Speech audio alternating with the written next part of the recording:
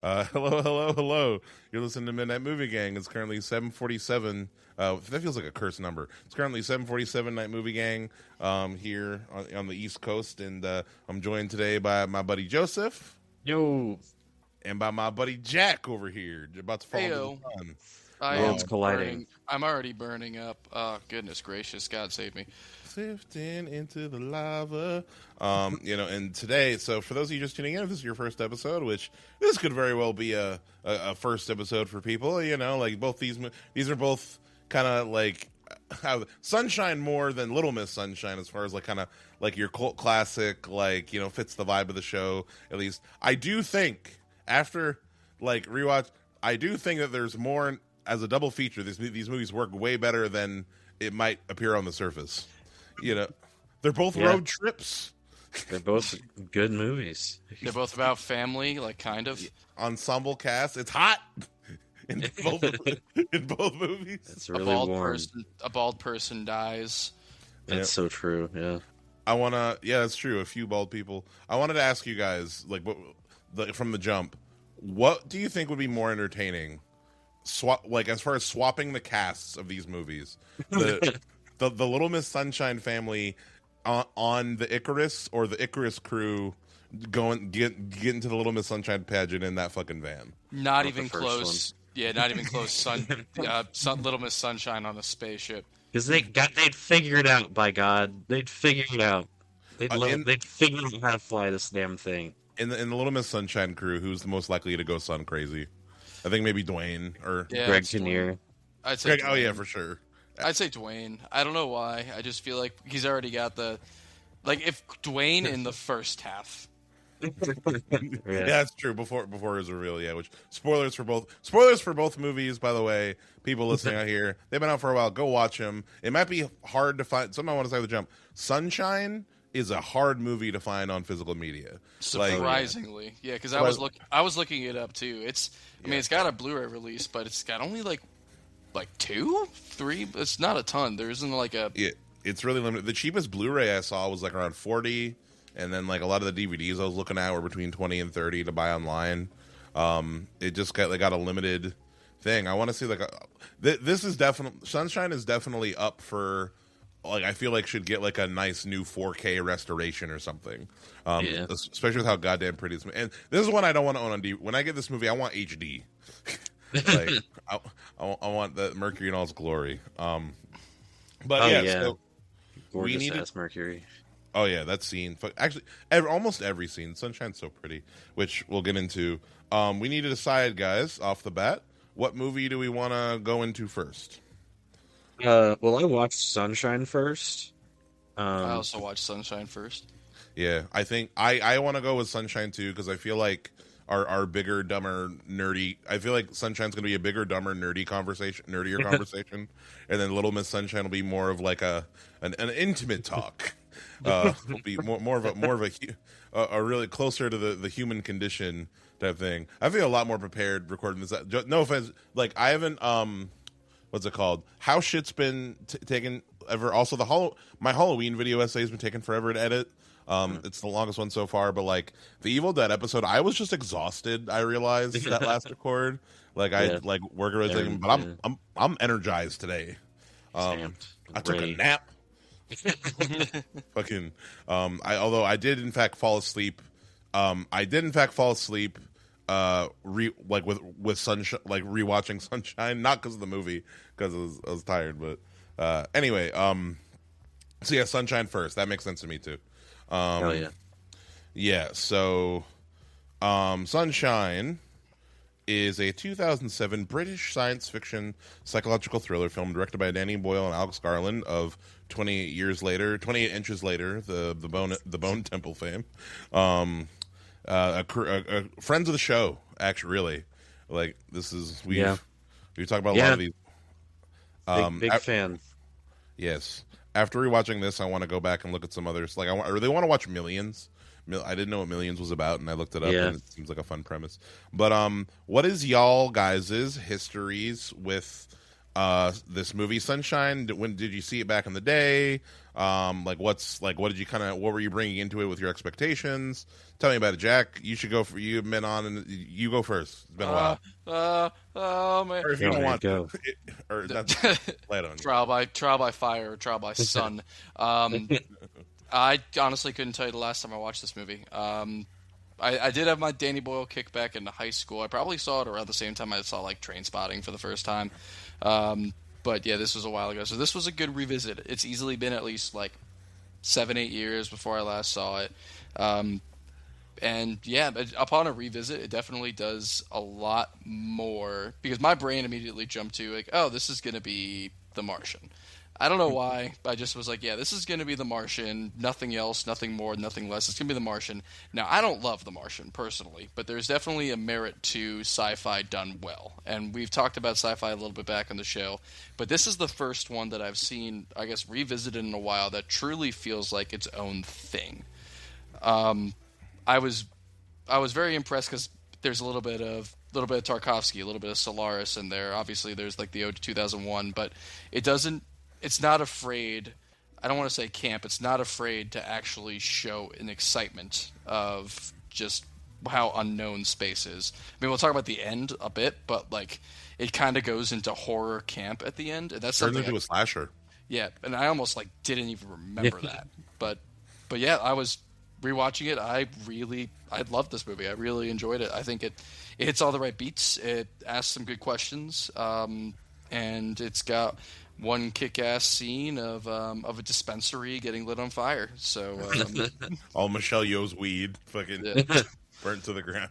That's actually gonna like if they got to they learn that their oxygen. It's not actually an oxygen farm. It's like it's a CBD farm. They've been stoned the whole time.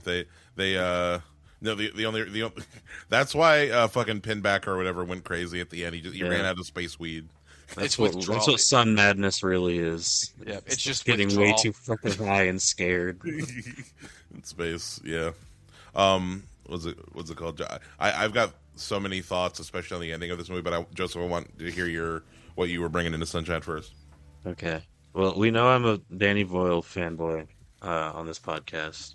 I always watched 28 Days Later on my DVD growing up, and in front of that movie was a trailer for this movie, and it took me forever to watch it, like until I got a Netflix subscription like years later, and then I watched it and I was like, this is 28 Days Later. I don't understand this, and then I watched it for this time, and I really enjoyed it. I thought it was really, really good movie, and it was also.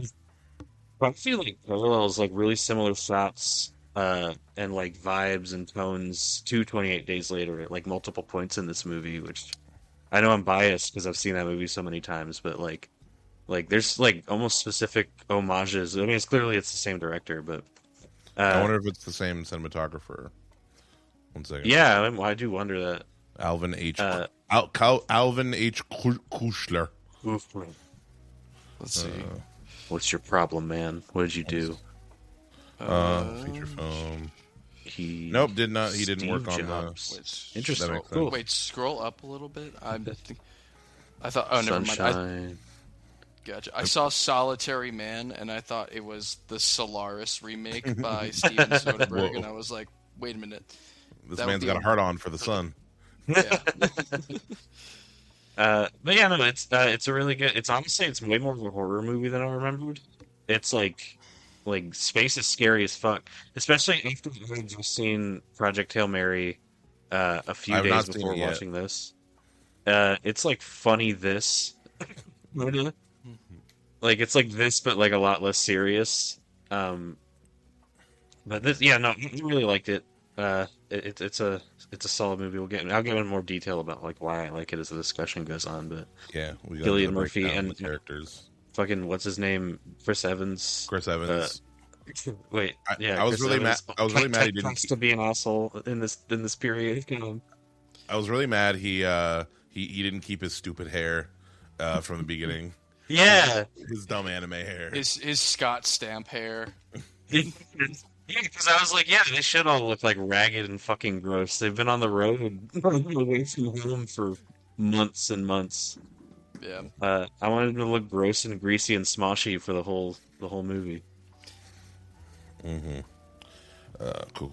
Yeah. So as far as my history with Sunshine, I remember seeing bits and pieces of this growing up. Like I have a distinct memory of like my mom watching it, and I was watching a little bit with her, and I remember when I remember this. I actually have a distinct memory of seeing like the kind of reveal scene of the scary Sun Man, like when Cillian Murphy enters the room, and I remember it really freaking me out. But what's really funny is that as an adult, like rewatching this movie and like the whole ending and like the whole Sun cult philosophy, I was like, you know what, I get it. Yeah. Like this is like when Yeah. they were kind of going into the whole thing of like, yeah, he went crazy and he started worshiping the sun as a god. I'm like, if I was stuck on a spaceship for 7 years with a big sunroom, nothing to do but hang out in the big sunroom, Just sit there and stare at it. I totally understand. I totally understand becoming a sun cultist. I get it. I was not confused or questioning the villain's motive On that whatsoever. guy's side. Not on his side. It's just I understand. Like Listen, man, like, I don't agree, but I get it. yeah. But no, just as far as like and then I remember so like I definitely think when I was younger I only saw like the latter parts of this movie. Like I didn't remember anything from the beginning. Yeah. Upon this rewatch, and no, it's great sci-fi from the jump. And just as far as like I love the cast is great. Like literally none but what's funny enough, I don't know why is it that Rose Byrne, I feel like most of the time when they cast Rose Byrne and shit, she never gets to use her British, like she's British. But I feel like They she really wanted to make this movie out like American as fuck. Yeah. Yeah. Like they never like I feel like most of the time the only time I've fucking seen her be British is in the Neighbors movies. Which I feel So weird. Cillian Murphy's weird, uncanny valley American accent too. yeah. No. Hiroki Sanada, great in here, always cool to see. I want to watch his show Shogun. Oh yeah, young Benedict, speaking of The Martian, Benedict Wong. And you're getting another It's who my was boy. also in The Martian. BD Wong being stressed as fuck in this movie. It's all his fault, but it's okay that it's his fault. He Yeah. made one mistake and fucked made- everything up for everybody. He made one mistake, but it's like I get it. He was Yeah. dealing with a lot. It was I'm a bad at complicated math too, man. Yeah. Oh yeah, it was Mark Strong. That makes sense too. If anyone's going to be our son, like it's because is the sun. He's so bald. The sun rays went into his brand. I need to show people. So yeah, His head became shinier than ever. The sunroom's actually just a big mirror all pointed at his head. He is the sun. he thinks that his son is the head. Yeah, or other way around. His head is the sun. That's true. But yeah, no, like honestly, I also think that the parts of this movie that verge more into the philosophical and more what's the word? Not as literal. I think because like I've seen some complaints about this movie talking about some of the more fantastical and like genre, not even just like the actual horror stuff. Like some people, Objective filmmaking. yeah, like some people. What I don't like Danny Boyle for. Yeah, it's a very Danny Boyle thing where like what he shows isn't necessarily going to be literal. It's more about giving you a specific feeling. One scene I'm thinking of this probably is like at the end, like when they're falling into the sun, Cillian Murphy like touches the surface of the sun or whatever. Like, and it's clearly that's not like really what happened, but it's like Poetry. exactly. He's trying to give you like a particular vibe, and like I know that some people don't like that kind of thing, but it's like Makes these movies interesting at the very least. not everything has to be literal. Not everything has to like literally, there are some things that can be up to interpretation. And sometimes, the filmmaker just wants to show you an image to evoke a specific feeling, even if it doesn't necessarily make sense. And My favorite kind of filmmaking, I think, is that like super, yeah, like it's trying to be evocative of an emotion. Yeah, and that's the one thing about science fiction. It's just remembering that it is fiction, like Yeah. to its core. Like it's essentially like delving into elements of the unknown based in some semblance of like scientific fact, which is why it really works in a film like this because it spends the entire movie like going through the logic of it and trying to present ways where they can solve this issue, and then it's able to embrace just this is not necessarily the unknown, but understand like a little bit of just. it's almost like the absurdity of it, right? Mm-hmm. Like you've got like basically superheroes without superpowers fighting a literal supervillain who's been destroyed by the sun. And we got to talk about Mark Strong in a second, but it's Yeah. its absurdness at the end like feels very earned, very Yeah. deserved, and it's on brand for sci-fi. It's a good ramp up. It's also a great just surprise. And like, well, Yep. Yeah, mention- watching this movie has been like has been like the start of a recent like trend in like the media that I'm consuming of the super surrealist sci-fi that I'm reading Annihilation right now, and that book is Ooh. fucking awesome, dude. I haven't seen the movie. I'm gonna see it after I read the book, but like I've never enjoyed a book more.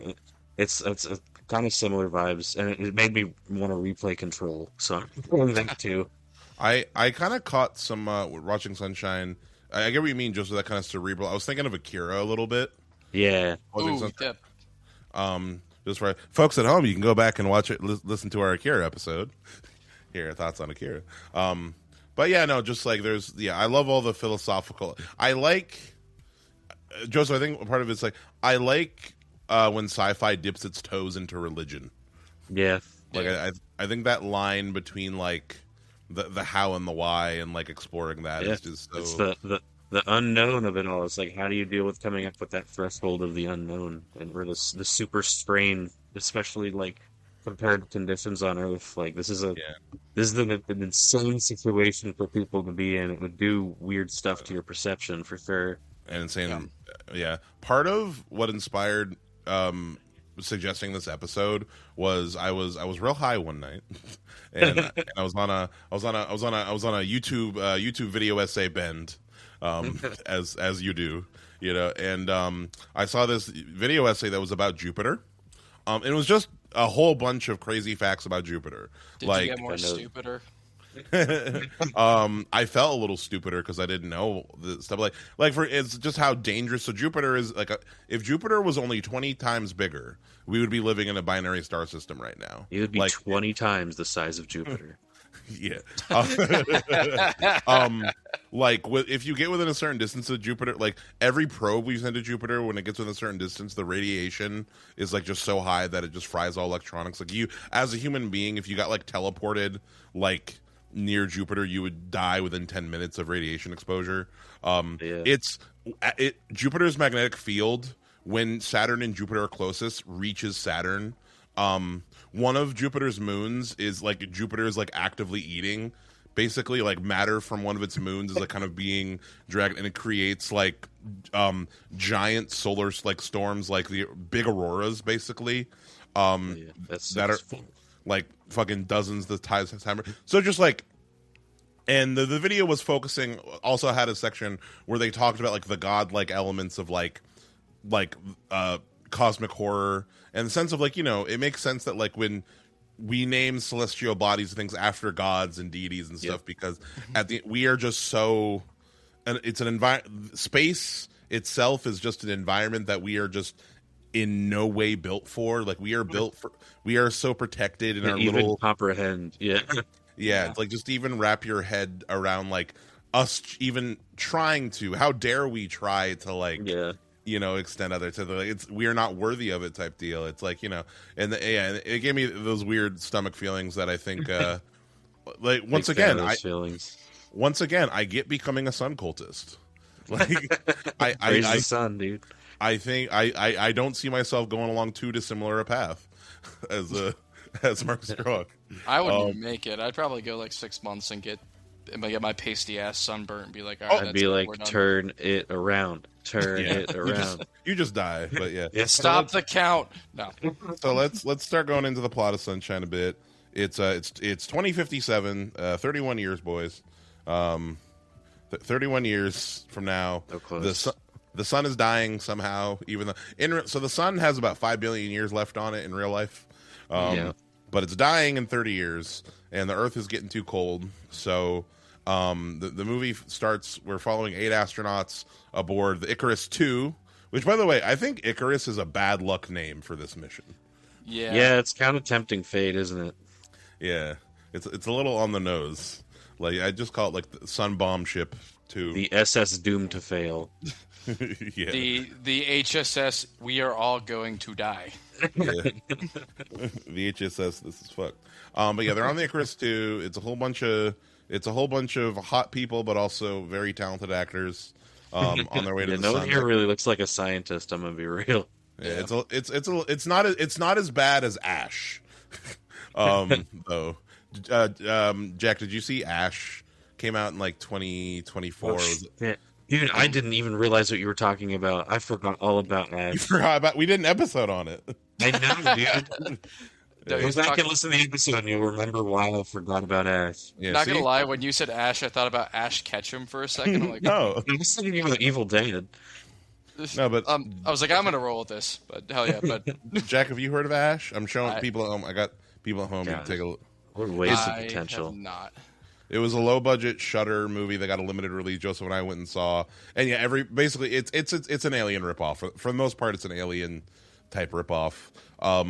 But yeah, all the people are the whole crew is supermodels. Yep. But so Yeah. I'm just saying, I don't think Sunshine is as guilty as that. But yeah, everyone's got their roles. Cillian Murphy is the physicist, scientist man. His job is basically to like kind of maintain the bomb because we're gonna throw a bomb into the sun and that's gonna give the sun some more juice. What's it called? What's Foreshadowing for Oppenheimer. Let's see. I think the Wikipedia. Yeah. So Chris Evans is James Mace, who's the engineer. He has to go in a cold pool to fix the computers. Rose Byrne's the pilot. Michelle Yeoh is the botanist. She's the Mark Watney. She has her green room. That was another thing too. Another reason I wanted to watch this because I was on a Michelle Yeoh kick for a minute. And Did you watch Couching Tiger, Hidden Dragon? Because Not of the yet. Michelle Yeoh kick. I started watching Yes Madam, which is one of her she did in the 80s with Costello Lockhart. She's like her hair is crazy in that movie. Hold on, I'll see. I didn't finish. I fell asleep during it.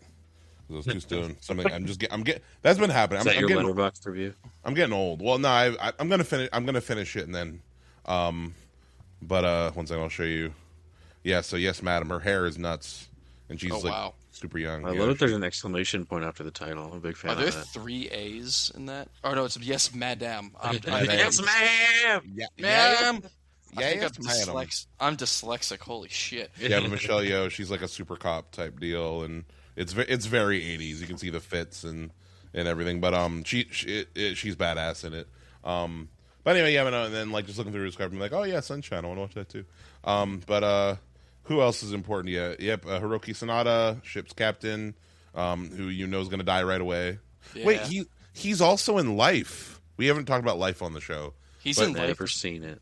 Not the cereal. Damn it, I was so hungry. Ugh. It's another alien ripoff. Hiroki, he can't take a break. He's died in space a lot, is what I'm trying to say. Yeah, talk about like one of the more like on this more serious note. Talk about one of the more underrated, prolific actors too. He's in everything. Yeah, like he was in like the Marvel movies. Like I mean, Shogun's huge, but I mean, I'm trying to think of like other minor roles that he's just kind of popped up in. But I haven't. he's Scorpion in Mortal Kombat. That's in the right. movie. One of him and Sub-Zero, the best parts of the Mortal Kombat movie should just be Sub-Zero and Scorpion's story, just like their whole history of fighting, because that's the best part of that movie. But yeah. But no, back to the cast. How did this movie not make Cillian Murphy a superstar? Like I've been kind of thinking about this for a little bit. Like this just seems like it sets him up to just like explode. Yeah, because this is a big meaty role for him. Big And meaty this role, is- Danny Boyle. Like he's awesome in it too, and like he's And leading this is- this huge cast. After 28 Days Later too, he's the big meaty lead in that too. Meaty Murphy. I'm trying to find. I'm on his Wikipedia page. Meat Murphy. That's when he's gonna beef up. He's gonna Mr. Meaty. We know we know the day when Cillian Murphy gets oh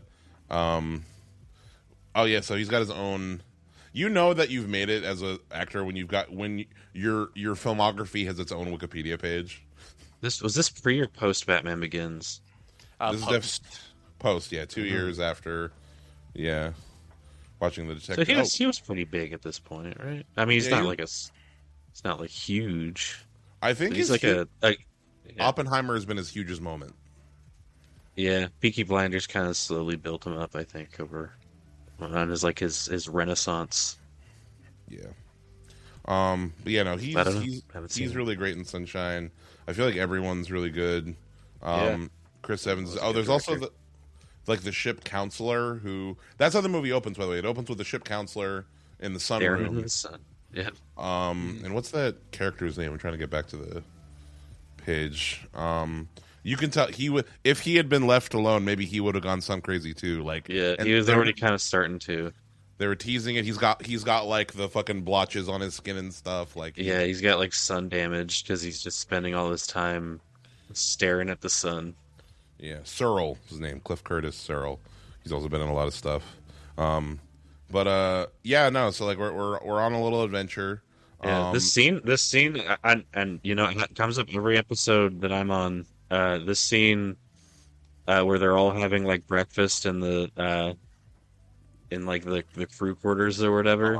Very alien. Very, very alien. I'm Yeah. sorry to say, everybody, very alien. I don't think you can make like a serious toned movie about a bunch of astronauts isolated on a ship without it at least tangentially referencing Yeah. Alien. Yeah. Like, I think it's Yep. visual iconography that you can't avoid if you're making this kind of space movie. But the first big scene I is, recently sent a link to LC. That was an interview with Ridley Scott where he rates his top 5 sci-fi movies, and 2 of them are his own.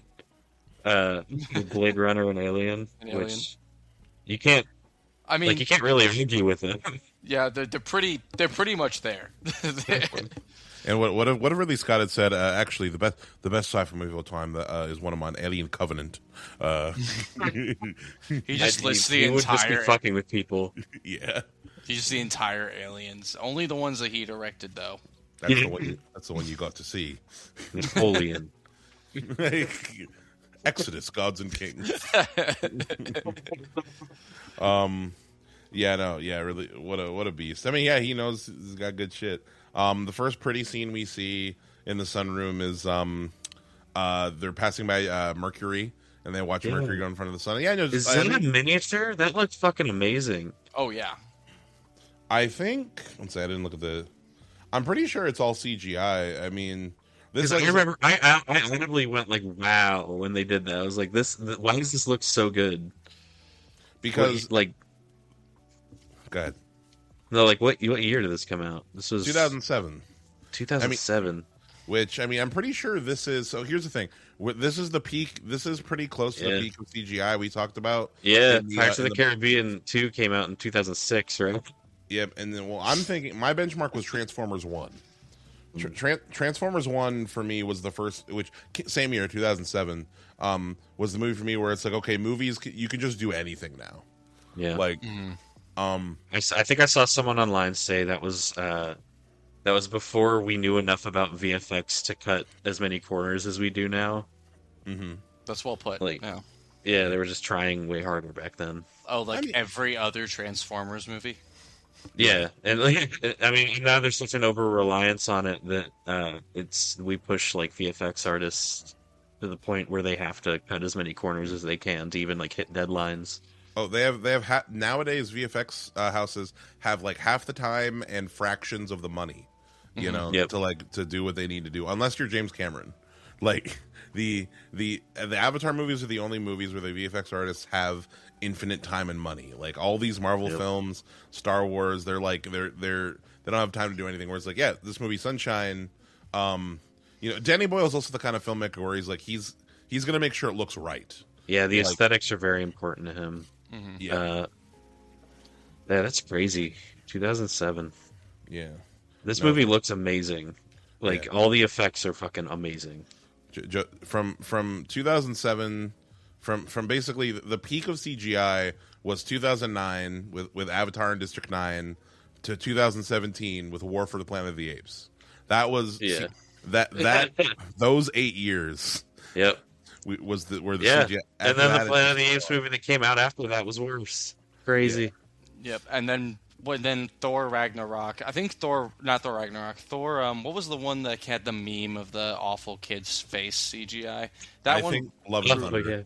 That one ruined any. That one ruined movies. I actually hate movies now. Thanks a lot, Thor. But no, that was kind of like is anybody like who proofread this? Does anybody care? But no, in terms of but Joseph, you're actually right. This is an example of Danny Boyle actually taking the time to make sure the details are all there and actually present it in as I guess surreal of a way as he can. Oh yeah, I don't like that face. Yeah, it's definitely a Danny Boyle take on space. Yeah, oh my god, it's like a TikTok effect or something. I remember this scene. He's like talking through the ether. So it's like he's Heimdall's kid. He's Idris Elba's kid, and he's like talking through the ether to Thor, sending him like a magic Skype call. That is exactly what this show is. It's the That's a Scooby Doo. Yeah, it's the Scooby Doo face, and they pull out. Yeah. All right, I changed that back. Scooby Doo is the peak of CGI. It never got any better than that. For reals. The giant gremlins in that movie. Yeah. What movie are we talking about again? I completely forgot. So Sunshine. This happens a lot. The next thing in the plot. So while they're looking at Mercury, they closely pass by. So yeah, we kind of mentioned it. 7 years prior to the beginning of this movie, there was a first ship that was sent, Icarus 1, and the ship once you get close enough to the sun. Radio, you can no longer send radio signals or whatever. So after that, the ship just went missing, and they never heard from him again. So obviously, it's going to come back. And so once they go past Mercury, they receive a distress beacon from the Icarus One. The ship is out there; it's intact. Nobody they try to hail it, no one's answering the phone. And they all kind of have a debate on whether or not they think they should go check out the ship. We don't want to take responsibility for this, Killian. You decide, and we'll just be mad at you if it goes bad. Yeah. And the thing is about this, the argument that they have when they decide whether or not to do it, it's one of the. I feel like a lot of these types of movies, there's always a lot of the arguments. There's a pretty clear do it or don't do it. This is the first one in a while, at least that I've seen, where there's I can clearly see both sides. And the positives and negative of going back. It feels like a real argument. It doesn't feel like just a setup for, this person's a bad guy, he's making the wrong decision. Yeah, Chris Evans is a really interesting character because on one hand he is an asshole and he knows it, but on the other hand is I have to be an asshole. Someone has to care about this mission being completed over our human emotions. It's 28 days later. It's a battle of the heart and brain. He 100% is the only. He 100% puts the mission over his own life and everyone else's, above everyone else. To the point where it's he can be kind of stern and a dick about it, but he's not wrong. He's I don't care. I'm doing this for Earth. He's there for might these be 12 people. Yeah, there might be some survivor on that ship, maybe. But if we take a risk and it results in us, not doing it, then that's the whole planet. So it's that's his take. Yep.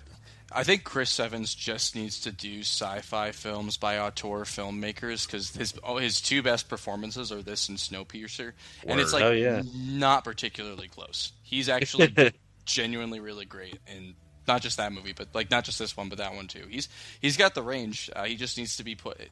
I hate to say a character actor. No, I don't know that. I don't think I can say I know he did Knives Out. What has he done since Avengers, aside from that? He did that movie, The Gifted, with his niece. I don't know if you remember, his niece is a genius. She's basically he plays this guy, his niece is a little super genius, and the school wants to send her to genius school, but he's no, she wants to be a regular kid. She should be a regular kid type deal like that. Oh, that sounds really fun. Oh, is it an X-Men movie? Chris Evans in X-Men? I don't think. Well, wait. Oh, well, he's in Deadpool just googled 3. it. I think it's a show. It's an X-Men show. He's in The Materialists that came out last year, which was fucking terrible. But Materialists. I don't know. Shit! I remember seeing trailers for that and thinking it looked boring as hell. Yeah, because it was by Celine Song, I think the director's name is, who did Past Lives, and Past Lives is awesome. Okay. He But voices Casey Jones in the 2007 Ninja Turtles animated movie. Well, good for him. That's insane, Oh, and actually. Scott Pilgrim. He's Oh, yeah. he's I'll never forget those eyebrows. yeah. You mean the League? I always thought Chris Evans had pretty decent comedic range as well. Like I think early on in his career he had a couple of like rom-com type situations where he was pretty all right in. Like Yeah. I don't know. I agree with you, Jack. What you said. Snowpiercer is my favorite like actual performance of his. And yeah, I mean, as far as like he definitely is strongest performance wise when he is in the sci-fi space. I mean, say what you will about the MCU and the state of the MCU. I thought he was great as Cap. Like I thought. Oh, he is Captain America. He is Yeah. kind of like He's Iron defined Man that is character Robert now. Downey Jr. Yeah. Yeah, I think his peak Absolutely. was for me is I think the peak of that character for me was Civil War, as far as like we're talking about being on a side of like a political debate. I mean like he's the one who is kind of like on the the anti side in that movie. Sorry, excuse me. It's good at having but, confidence on yes. screen. Yeah. So like the big debate about going to the ship is like basically there are two reasons they're considering going to the ship. One is survivors potentially, and two is that ship has another sun bomb, and their whole thing is like, well, two sun bombs is better than one sun bomb. And Cillian Murphy goes into his gamer computer room, his big His 3D holodeck. his holodeck room. Which I like how they did the holodeck. Like I think they call it the green room in this movie, where like you can like just look at like I think it's the Earth room. the Earth room. Yeah, that's what they call it. And Chris Evans goes and looks at the crashing waves. I thought that was a pretty scene. Yep. They something I wanna forgot say. Hail Mary. I love that we never go back to Earth. Yeah. We there's no like someone at NASA being like, oh, we lost communications. Like Only at the very end. yeah, it's true. Yeah, so Searle is the one who makes the big push to go get it, where he's like, yeah, we got to go get the sun bomb. When I think clearly like he's also motivated by like he's becoming a little sun obsessed, and like I think he's thinking like maybe I can learn some more sun religion, or maybe someone on that ship gets me. Eat me. Well, little do you know, it's Mark Strong with a skin disease.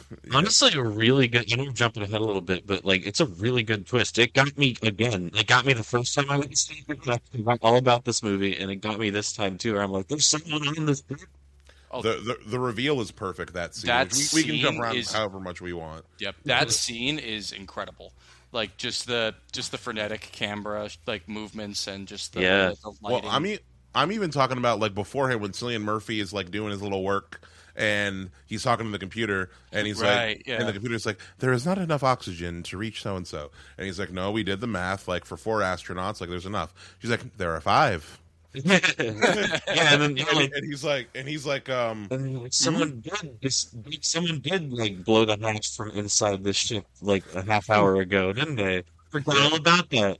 and he's also like, and he's also, yeah, no, so they tease it and you forget about it. Yeah, you Because forget about it. Yeah. after that little tease, so much other shit happens that like you forget. And then when he's like, "Where is he?" She's like, "He's in the big fucking sunroom." I love that you never get like a clear image of him either. Like he's like a scary, like he's so irradiated and fucking freakish that it's hard to even like, comprehend what we're looking at. Like every shot of him is distorted in some way. Yeah, it's and kind of similar to. Sorry, go ahead, Jack. I was gonna say, like, I had to look up the picture of his character after the movie. The makeup on him is awesome. Here I go. Oh, I'll look it up. What? No, what? Sorry, I'll show the audience. Hold up. Sunshine, Mark Strong. Does he look like a monster? For folks at home. I mean, the scary shot for me was when he was on the computer screen. But I went to at the same time, and I was like, "Did you also get the leprechaun as one of the results?" And you did. yeah, no, yeah, he's freaky looking. That's not Mark Strong makeup. his like arm, yeah, the skin on his arm sloughs off at one point. He's terrifying. Nice. From Green Lantern. Yeah, because he's Sinestro in Green Lantern. They gave him a bigger bald than he already had. They just gave her a bigger bald. Yeah, because there he is as Sinestro. Wow. I don't know what the fuck that superhero thing movie is. ever made. That's from Green Lantern. That little creature? I don't know. I don't think so. I haven't seen Green Lantern in a while, but I'm pretty sure that fucking thing. I've never seen it. Is I that think thing it's from gotta be Neverending Story? Yeah. Look at Dark Crystal. Maybe Temple Daniel. I'm not sure. Okay, I think so I clickbait gotcha. You're like, what is that little critter? don't know. But yeah, no, the reveal of his whole character reveal is great. Also, they build up to it, like seeing the little footage, and then I think early on, yeah, when they get the distress signal, I think the first video that's sent is him before he's all up, and he's like, "Yep, the sun fucking tore his shit up," and he's like, "And it was beautiful." It was sick, bro. Yeah, it was fucking awesome. Which yeah, fair. You know what? The core of that whole like it is kind of reminding me of another shout out to another video essay, late night video essay. But there's a YouTuber I've been following called Curious Archive who makes really good video essays, and he has one called I Hope It Ends with a Monster, and the essay is about both in real world cultures and also like in film and fiction and stuff, apocalyptic deities like giant monsters and just those shit like those videos where like you see a giant monster consume the moon and it's like what would you do or whatever, and just that whole thing of like in real life if you did see some kind of like godlike entity perform some destructive act or like you or like where you yourself were like, oh, I'm about to get fucking eaten by Godzilla or whatever, there's a certain element of like yes, it'd be scary, but it's also a thing that's like you wouldn't be able to look away. Absolutely. Like, there's something strangely beautiful and strangely like I think it's a part of around like we accept. I don't know, I think it's the thing that's like we can accept something like that more in the sense of like if you're about to get eaten by the sun, like I would rather get eaten by the sun than die in a lot of other ways. You know what I mean? Yeah. It would feel more significant. That'd be great. Yeah, absolutely. Yeah, there's a shot where the dude gets sucked out into space and freezes to death, and then he floats very slowly over the shielding of and he gets the full strength of the sun. And he just like a mouth pulling out. Yeah, second fucking gets singed. But we're talking about Mark Strong. That it really only turns into like a slasher movie in like the last like 10% of the movie or so. Yeah, like literally just like right at the end. It's like a twist. It's like it like I was. I know this is probably mostly just the 3-act structure, but it's another connection I made with 28 Days Later, where it's just kind of this like hill road trip, like their problems, and we're trying to like figure our way out of it, and then in like it's like changes movies at the end where it turns into this like super violent, like people are getting picked off and slaughtered, and it really comes out of nowhere. Yeah, me anyway. Yeah, I was gonna say, Joseph, or you just reminded me, the way that they shoot Mark Strong's character in this film, like with the whole kind of shaky cam intensity, reminds me a lot of how Danny Boyle shot The Infected in 28 Years Later, the first one. Yeah. Just like that kind of erratic camera, like you kind of like feel how the character is feeling. Absolutely, it's like you're full of adrenaline, and this is how you see something. Like you're like super fixated on like specific details. Yeah. So talking a bit about the next plot line and set piece. So yeah, we talked about it a bit earlier, but BD Wong, he's like the ship navigator or whatever. He puts the ship on a course to the Icarus One, but doing that, to redo the course, he forgot an element. He forgot like to adjust the shields or whatever to adjust. He didn't carry the 2 or whatever. Yeah, like he made some little numerical error, and that caused some of the shielding on the front of the ship to kind of like pop open, get fucked up, and it puts the whole ship out, unless they fix it, it's going to put the whole ship at risk. It's going to put the whole mission at risk. And the scene where he admits it and he feels like shit, and even throughout the whole movie, he's literally suicidal for the rest of this movie. They instantly put him on suicide.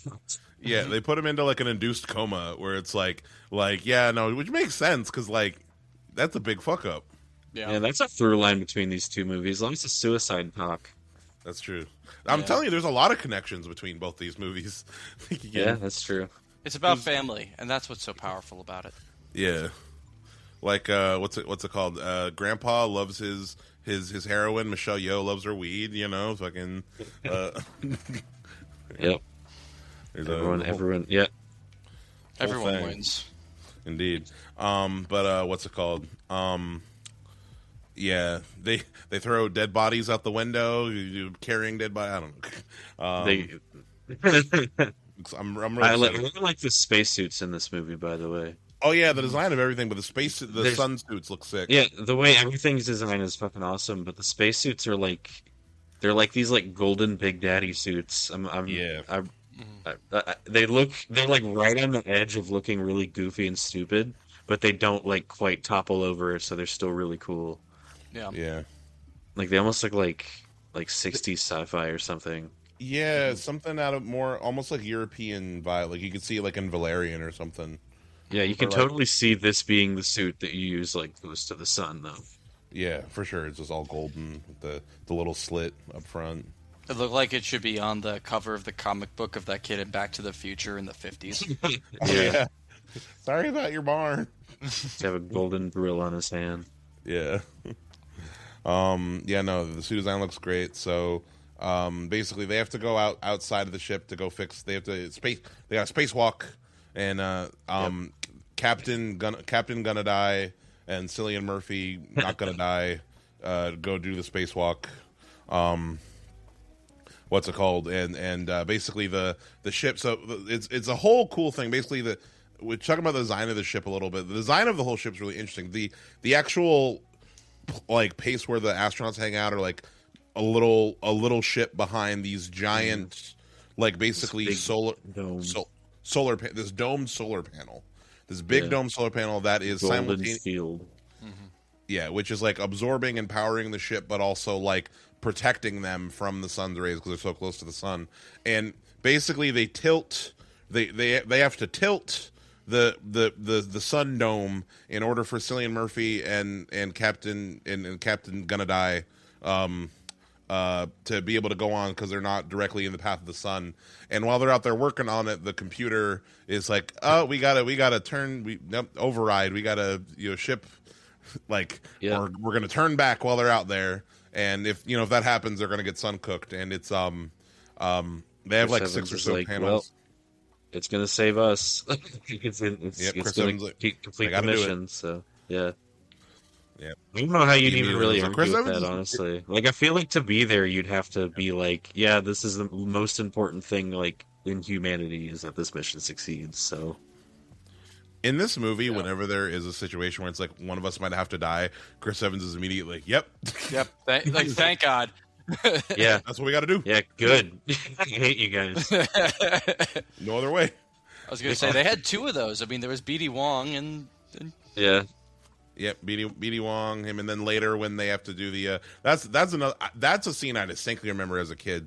Skipping ahead a little bit, when they're stuck on the Icarus One and they gotta fucking launch from the Bay of One, but they only have one spacesuit. Yeah, so Chris Evans. So Chris Evans and the only actor that we don't give a shit about, whose name I don't even remember. That guy, they just fucking wrap themselves in insulation from the fucking walls. That dude's also the asshole in I think Battle for the Planet of the Apes or whatever, the second one.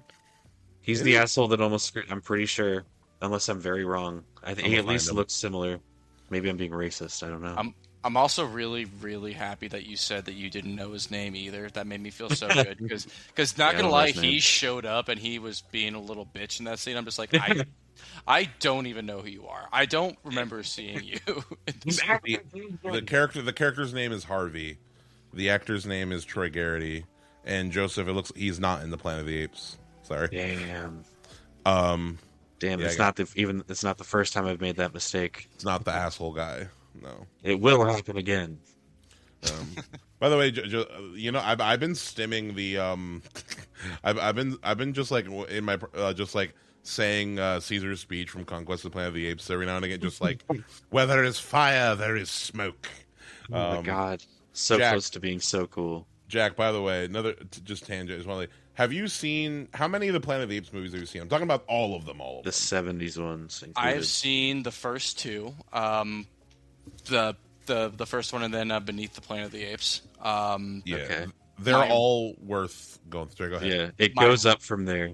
Yeah, my roommates my last few years in DC, they did an Apes marathon because they were all on HBO, and I was working pretty crazy hours just to work at that point, so I didn't get the chance to watch any of them. But I remember distinctly, really Beneath the Planet of the Apes, really sticking with me, and I was like, I wonder why that is. And then they get to Beneath the Planet of the Apes, I'm like, oh, this is actually genuinely effective and terrifying, and they don't have any faces. And that's cool. The mutant people are really scary. Oh, Hey, yeah.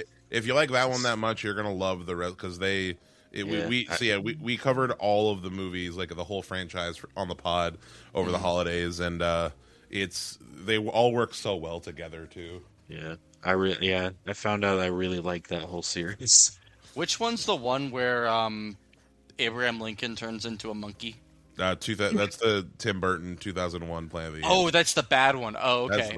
That is the better. That I think That that's was still, at the bottom of both of our lists, I'm pretty yeah. sure. We ranked them all, and I think that is the worst of them all. Oh, that's the one with Marky Mark. Oh, That is yeah. Marky Mark. Yeah, I still think it's worth. It's worth watching it. Helena There's some fun Bonham parts. Carter. Oh, exactly. Yeah, who is giving Marky Mark fuck me eyes the whole movie. fuck! I hope that movie doesn't make me hate Helena Bonham Carter. I don't think won't. so. It's She's also barely- she doesn't really do anything, so she just kind of makes monkey noises the whole time. it's definitely the worst movie in the franchise, but I wouldn't say there are worse movies. Like it's like the makeup and costumes are excellent, and the production design is also excellent. Yeah, I'm looking at this cast too: Tim Roth, Michael Clark Duncan. Like, Tim Dude, Roth is Tim part of Roth it. does not hold back. Tim Roth is the best part of it. He's the villain. He's fucking crazy, dude. He's the bad ape. Yeah, he's he- bad at he's just snarling at everybody the whole fucking movie. But yeah, folks, go watch. Go watch. How'd we get here? I don't know. I forget how we got Planet of the Apes was mentioned. Anytime Planet of the Apes is anytime somebody mentions Planet of the Apes or Alien vs Predator, we gotta Ring the ape out alarm. we gotta take yeah. Anywho, so back to so I remember why. You thought that the Harvey was the asshole. Oh yeah. From And looking at him now, I don't know what I was thinking. Looking at his headshot. I mean, I know he's a lot older now, but you just who thought, knows? man, that guy looks like an asshole. Yeah, that's probably what it was. I think that's probably just association. Yeah. But anywho, so they're out there. Captain Hiroki Guys. Sanada gets singed. Cillian Pretty Murphy, effective scene too. I don't know. I think it's pretty tense. Yeah, pretty tense emotional scene. Cillian Murphy is like he doesn't want to leave, but the captain's like, no, you gotta go. You're the one who can't die. You're like the most valuable. You're the only one who can run the bomb. Yep. All of Earth's fissile material in one bomb remaining after the first one. Exactly. That's why they can't do it again, Yeah. which is a We can- crazy reason. we can can't only make do it any more once. excuses. we only do it once, except for the other time. Except for the second time. Does that cause world peace, do you think? Getting rid of all the fissile material on Earth? I hope so. All the humans dying in a big cold snap is You can't also blow good. each other up anymore. Yeah, that would be pretty peaceful. Yeah. But yeah, it's destroys communication towers. Oh yeah, so that whole thing. Oh yeah, also the biggest thing in this moment is that during this whole sequence, the garden, the green room, Michelle Yeoh's weed room gets blown up in destroyed. And that's also a pretty fucking sick shot when she's in like the glass container when the whole thing goes and up all in the flames. fires. Yeah, Oh, all the yeah. flame around her. Yeah. That was real fucking cool. Yeah, there's a couple scenes in that. I'm sorry to keep bringing up 28 Days Later. This is my last time, by the way. No, you There's can a, bring up as much as there's, you a, want. there's a couple specific shots in the atrium or whatever you want to call the botany lab Uh, Hmm. like there's one. It's got all these fans spinning around, and there was Hmm. one shot like specifically like the way it was framed and this kind of ethereal like landscape music in the background reminded me a lot of that shot of the windmills in 28 Days Later. Yeah. And then when it blows up, there's this shot of like broken glass in the foreground and like the flames and the destruction in the background, and it's exactly like a shot 28 Days Later. All right, I'm a so that's really interesting to me, but I had to say it because I noticed it while I was watching, Yeah, all and I the thought it was cool. man's an Artur. Artur. I was gonna say Yeah, Artur. He's an he Artur. likes what he likes. Damn it. Indeed. I can't wait Um, to Joseph. I can't wait to hop on your letterbox and just see you review 28 Joseph Days Later doesn't. 15 times in a row. Joseph don't have a letterbox, but you really It's need too to get one. intimidating. Yeah. It's just It's all intimidating. memes. I've seen a lot of movies. It's hard for I don't know. I can't remember everything I've seen. That's okay. I don't know how Letterboxd works. I think it's fine to just what's it called? I think it's fine to just start with the first new movie you see. Although some people I know, Jack ever do you log rewatches? I will. If So- it's, but like not in terms of like, I'll try not to go out of my way in terms of stuff I've rewatched like on like while I've had Letterbox. Like the one homework assignment is I do want to like get my IMDb lists on there just for funsies, and just see how my opinions are changed. But I also hate movies, so I don't know if I'm emotionally ready to do that. Hey, movies, Yeah, the man. movies suck. I only log new movies I only log rewatches if it's like really really like it is like a different viewing. You know what I mean? Like Interesting. if like So I'm you like really rate each individual viewing, or do you just rank movies in general? Some I people- so genuinely I- don't know how this works. well no it's a logging thing. So how I think most people do it and how I do it is just every new movie you see you just you do a little review. Like you can it's 1 out of 5 stars. And then some people, like my friend Jay, who a coworker of mine, she logs literally every. You can also log and re-review movies that you and mark them as like I've rewatched this today. Okay. My friend Jay, she logs every single rewatch, like anytime. That's insane to me. Yeah, no, she like fully. Basically, as far as like using it that way is like literally, it's a movie diary. Like, every time you watch a movie, whether you've seen it or not before, like you log like a new review of it. But I just log the new movies I've seen. You can also make Yeah. like playlists and stuff. Like I have a letterbox like list on there of like movies that I really like because the main character has a robot arm. Is Yeah. one on there. I think I honestly would be that person who reviews every rewatch because I feel different about movies every time I watch them. Yeah. It's, But For the me, I biggest- just like forget. That's when I like watch. I only remember every now and then. Even after I watch a movie, I'm like, oh yeah, I watched a movie. yeah. The biggest thing though, the biggest like letterbox clout thing is like when you make your account, you choose your top 4, your letterbox 4, you choose your 4 favorite movies, like just across any movie, and looking. The first thing you look at when you look at someone else's profile is their top 4. Your letterbox top 4 says The more about judgment. you. That's the another scary part. It says more about your letterbox top 4 says more about you than like I think fucking your zodiac sign. It's more than I it honestly means. don't even know if I could do that. Yeah, It means more to me than your name. Yeah, I think it's fair to change. Like, Courtney changes their top 4 quite a bit. Yeah. Like they'll look at it and be like, that movie. Like on a different day, might think about a movie differently. Mine, I recently kind of redid.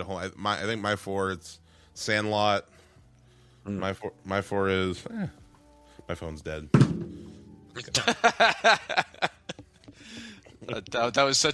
That was impeccably timed thud, whatever it landed on. What Yeah, is mine's like the Red Shoes and Phantom of the Paradise. I think is my number one. But then it's like I don't know, the Wiggles. that? Yeah, but Perfect days. yes, I put Perfect Days on there recently because Perfect Days has Dude. just become my comfort film. The other day, so I've been sick and I've been like stressed about like the new house and everything, and And like did you rewatch Perfect Days to help you? no, I was at work and I was like getting pissed off at everything. I was like, God, I need to rewatch Perfect Days and remember what it's really all about. Yeah, Perfect Days is my emotional reset. Like whenever I feel Yeah. too wind up. It's like- Jack, you've seen Perfect Days, right? I have not actually. With highly recommend. You'd fucking love it. Highly recommend it. Yeah. You're hanging Changed out my with outlook for a little while. hanging out with his Japanese man, listening to cassettes, cleaning toilets. Because that's One of the directed most by that's beautiful directed by movies I've Wim. ever seen. That's directed by Wim Wenders, right? It is Wim Wenders, yeah. It's so fucking good. Perfect I'll Days. rewatch it tonight. Yep. No, it's I need to make a VHS of it. I finally I haven't done the. I need to get some blank tape. Sorry. Back to Sunshine. Let's hold on. boy. I want to make sure we have time to talk about Little Miss Sunshine. Let's kind of go through it. We talked a bit about. So now they got to go to the Icarus one. It's abandoned, but there's still oxygen. There's food. It's all dusty and ashy. It's dusty and ashy. They find some dead bodies. It's real nasty. While they're in there, what's his name? He goes to the sunroom. Let's see. Oh, while they're hanging out in the Icarus one, so I forget when they time, but the little connection between Icarus 1 and 2 gets blown up, and it fucks up both ships a little bit. To have been someone on the Icarus too. Yeah, somebody manually decoupled the fucking thing, and they think it's BD Wong. Even though they like disprove that in that conversation, but then they just kind of move on. It doesn't come up again until you've forgotten about it. Yeah, because other things have pressing matters, like we're gonna die. But the thing is, and then we talked about we mentioned it earlier, but definitely the scene that sticks in my head is when they only have one spacesuit. There's 4 guys. They only have one spacesuit. One guy has to manually open the door, so one guy has to stay on the Icarus 1 to die, basically. And I'm forgetting the counselor. I'm forgetting his name again. Searle volunteers for that. Which I like how his character goes out. Like he kind of accepts his fate. But anyway, but yeah. So Chris Evans and Trey have to fly through space in nothing but insulation. Yeah, unprotected. Unprotected. Yeah, they wrap themselves in insulation and they get zoomed through, and then Trey gets knocked off into space. And I remember, I forgot that he died there on this rewatch. Yeah, his eyeballs freeze over. His eyeballs freeze over. All the it's fucking terrifying. Like it looks like a terrible way to die. And then when Chris Evans goes back, he's like his hands all fucked up and frozen. Yeah, and he gets really he gets fucked up by the cold in this movie. Yeah, Chris, he goes through it like cold acting from Chris Evans. Something that I appreciate about Chris Evans in this movie, or like his character, he talks so much shit, but he takes just like he is willing to put himself on the line as much as anybody else. You know what I mean? Yep. He practices what he genuinely is saying all this because he believes that the mission is the most important thing. Yeah, he doesn't bullshit. But yeah, now we're back on the ship. So Suicide Risk. Oh yeah, it's about where we're at. Oh yeah, I just want to mention real quick, Searle's death. He goes into the big sunroom on the Icarus 1, and he just lets the sun singe him, and that's how he goes out, you know. And it's like totally kind of what he wanted, you know. Yep. But yeah, so now we're back on the Icarus 1. They're running out of oxygen. We're kind of approaching the third. Some other conversations and shit happens, but so like they calculate there's enough oxygen for the 4 of them. Oh wait, Trey kills himself. That's another thing. They're like, one of us needs to die. BD Wong. Yeah. Oh, I think Chris Evans at one point says that he's gonna murder Trey. But BD Wong was. I feel like he was just gonna do it either way. Yeah. The second he got the free chance. Yeah. Actually, I think I remember Chris Evans goes down with like a gun or something. Yeah, he I think he takes a knife, and then like he finds him dead in the Earth room, and it's like this really it's really touching. There's like these fake birds flying around, and that's the only sound is like the fluttering of the really weirdly pretty. That's Danny Boyle is just this like macabre beauty. Yeah. Yeah. He has such wonderful, even Slumdog Millionaire when he the falling in the poop. It's so pretty. The image that I remember most of that movie is him covered in feces. Yep, main thing. So we get to what we were saying, the great reveal of Mark Strong. We haven't talked about Mark Strong's lines when he first comes. He's talking about like there will be a man alone with God. He's like, I was alone with God for 7 years. And he disrupted our conversation. He's super scary. We talked about that. He's Insane. going around killing people. I think the only person he directly kills is Michelle Yeoh. Like he stabs Michelle Yeoh in the green room right as she finds the little leaf. And she's sitting, and she's got the leaf in her hand. That's in this kind of weirdly, like, definitely not the position she died in. But hey, it's poetic. Mm-hmm. Yep. But yeah, there's the last two people left are Rose Byrne and Cillian Murphy. If I had to, not to complain necessarily, maybe, I don't know if there's already a lot of characters and a lot of big moments. Rose Byrne, I feel like they don't really give her character anything to do beyond, like, maybe she has some light romantic tension with Cillian Murphy. Yeah, she's like, yeah, she's kind of redundant. She's like representing like the heart and like the human factor that Chris Evans can argue against when Cillian Murphy's not in the room. Yeah, no, I felt the same way about her character, generally speaking. But to Joseph's point, she definitely was, I guess, the human core of this crew. Yeah, that's true. Yeah, it's true. She'd be the most directly opposite to Chris Evans. Yeah, I guess I don't know. Yeah. I guess it's thing where it's like I pretty much agreed with Chris Evans the whole time, even though I can totally see in that situation being. What are we doing here? You know. Yep. But yeah, so there's a big payload room. There's a big green screen room that looks like a big You know what?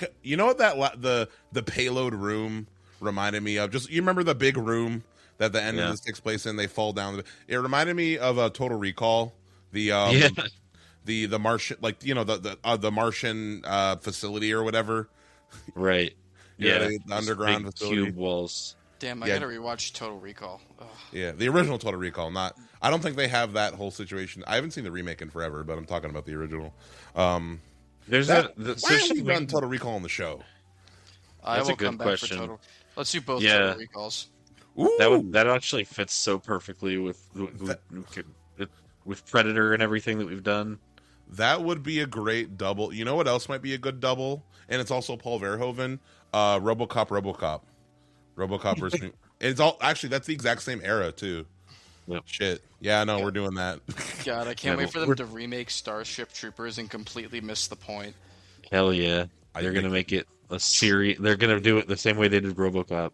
Treat it like Top Gun Maverick and triple the defense budget. Tom Holland as Rico. As Johnny Rico. Fucking kill me. Oh my god. That would actually...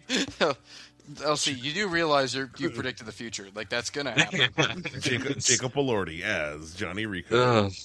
That's it. But the bugs are actually evil this time. Yeah. So they drop the bomb into the sun. There's that pretty moment, like you said, where Cillian Murphy like touches the surface of the sun. There's some weird pacing right here at the end. Yeah. There's this like really big emotional moment when Cillian Murphy's got to jump like between the sections of the ship. Yeah. And that honestly feels like the end of the movie, and then there's like a whole other scene. Yeah. You're like, oh, it's gonna keep going. I didn't think that they needed that scene at the end with the. I'm sorry. Did we skip over a scene? No. Go on. Are you talking about the scene on Earth? Yeah, I really didn't think they needed that scene personally. No. I get it shows like the condition of everything that's like they're saving or everything they're doing or but they did it. Mission is a success. It just took me out a little bit at the end. Yeah, I think it's probably just to be like for the people in the audience who are it's to like definitively say like yes they succeeded. Yeah. Like, who need that closure. There's no question about it. Yeah. I do agree though it does feel very unnecessary. I like how the only way that they can show that the Earth was getting colder was to show snow on the ground. They just went and fucking filmed. They filmed in. They just went to Canada, like fucking Toronto for a day. Go out there and stare at the sun. Went to Drake's backyard just for like, all right, there's a lot of land here and there's snow. Let's do it. Excuse me. But yeah, no, and then that's Sunshine. Like we've been saying, it's a great fucking sci-fi movie. It's well directed. It's thrilling. I appreciate. What the fuck? Hold on. Sorry, no, I'm good. My laptop has been not plugged in power wise. I just got the low battery warning. I'm like, what the fuck? But it's okay because now, boom, it's okay. Power. That might have been why my shit was fucking up earlier. Sometimes it does that when it's low power. Yeah. What was I saying? Yeah, no, it's not that long. I think the pace is pretty. It's Yeah. hour, 107 minutes, so hour 47. So like honestly, under 2 hours, pretty tight movie. Yeah, Yeah, it's a it fun doesn't have a little lot. It doesn't have a thriller. lot of fat on it. Every scene has a purpose. All the Yeah. characters have clear motivations, and the pace is. I hate to say it's not brisk, but it's appropriate. Yeah. Honestly, I like this movie the more and more we've been talking about it. It just feels like peak like Danny Boyle in a nutshell. Like very detail oriented, very clearly cares about the craft, and yeah, very very. You have a good person to fanboy over, Joseph. He's good people. Thank you. I agree with everything he just said. Yes, and now it is the favorite segment. Let's pick our prop. Yay! I don't know, Joseph. I think I know what you want for your prop, but let's let Jack go first. I want the DVD box set of 28 Days Later. No, I'm just kidding. I'm gonna go. Is that in the movie? I wouldn't doubt it. Now I'm thinking about Planet of the Apes. That's what I love about our discussions. It just becomes about everything else besides the movie we're talking about, and it makes me really happy. That's the show. We're just hanging, just guys being dudes. I'm gonna go with. I really like the little plant. I don't know. I've been getting into cooking more recently, and this little plant is just a little guy. It's a little fella. Yeah, I'll do the little plant. Cool. I'll show you a little Choice. plant. Rock and roll, Joseph. I think I know what you want, but go ahead. I'm torn. I'm interested to know what you think, but I either want a model of the ship to put in a big cool glass case and have golden light shine on it, or I want what's his name, Mark Strong.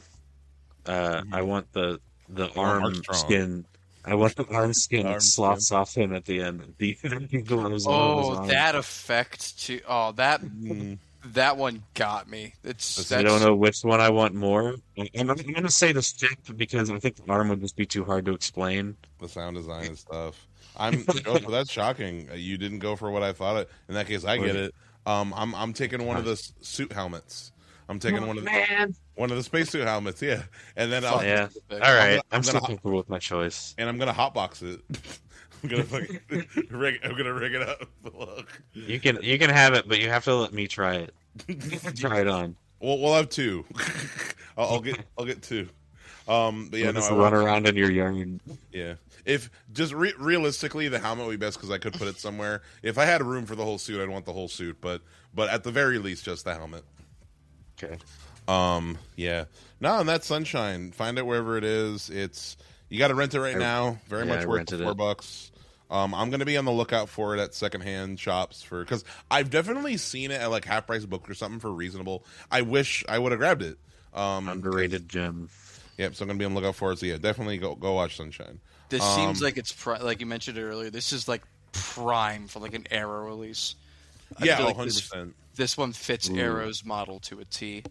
Arrow for that. Arrow's been doing a lot So of many options. yeah. Man, maybe even I could see Criterion actually because Criterion has some other Danny Boyle stuff, so I could see them. Yeah, do they it have too. Train Spotting. Yeah, so Yes, they should. Damn it. that would track. But yeah, no. So now we can talk about this movie came out a year before Sunshine. So I wonder how many people like, oh, Sunshine, is that like a spinoff of Little Miss Sunshine? Little Miss Sunshine, Eternal Sunshine of the Spotless Mind. Which I have in the background. I do have. Wait a second, I can show you. I do have. This movie is quite easy to find on DVD. Nice. Playing in the background.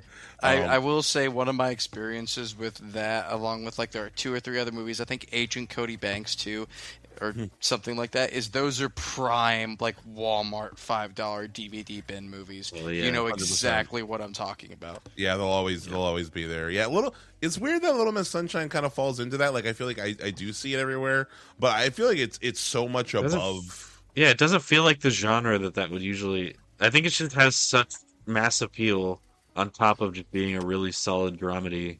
I think I think people group it into other like just family road trip Yeah. on the surface it's kind of a family road trip comedy, like it's like National Lampoon or like I mean it's got a lot going on. Like it is very funny, but it is also Yeah. like a very well written drama.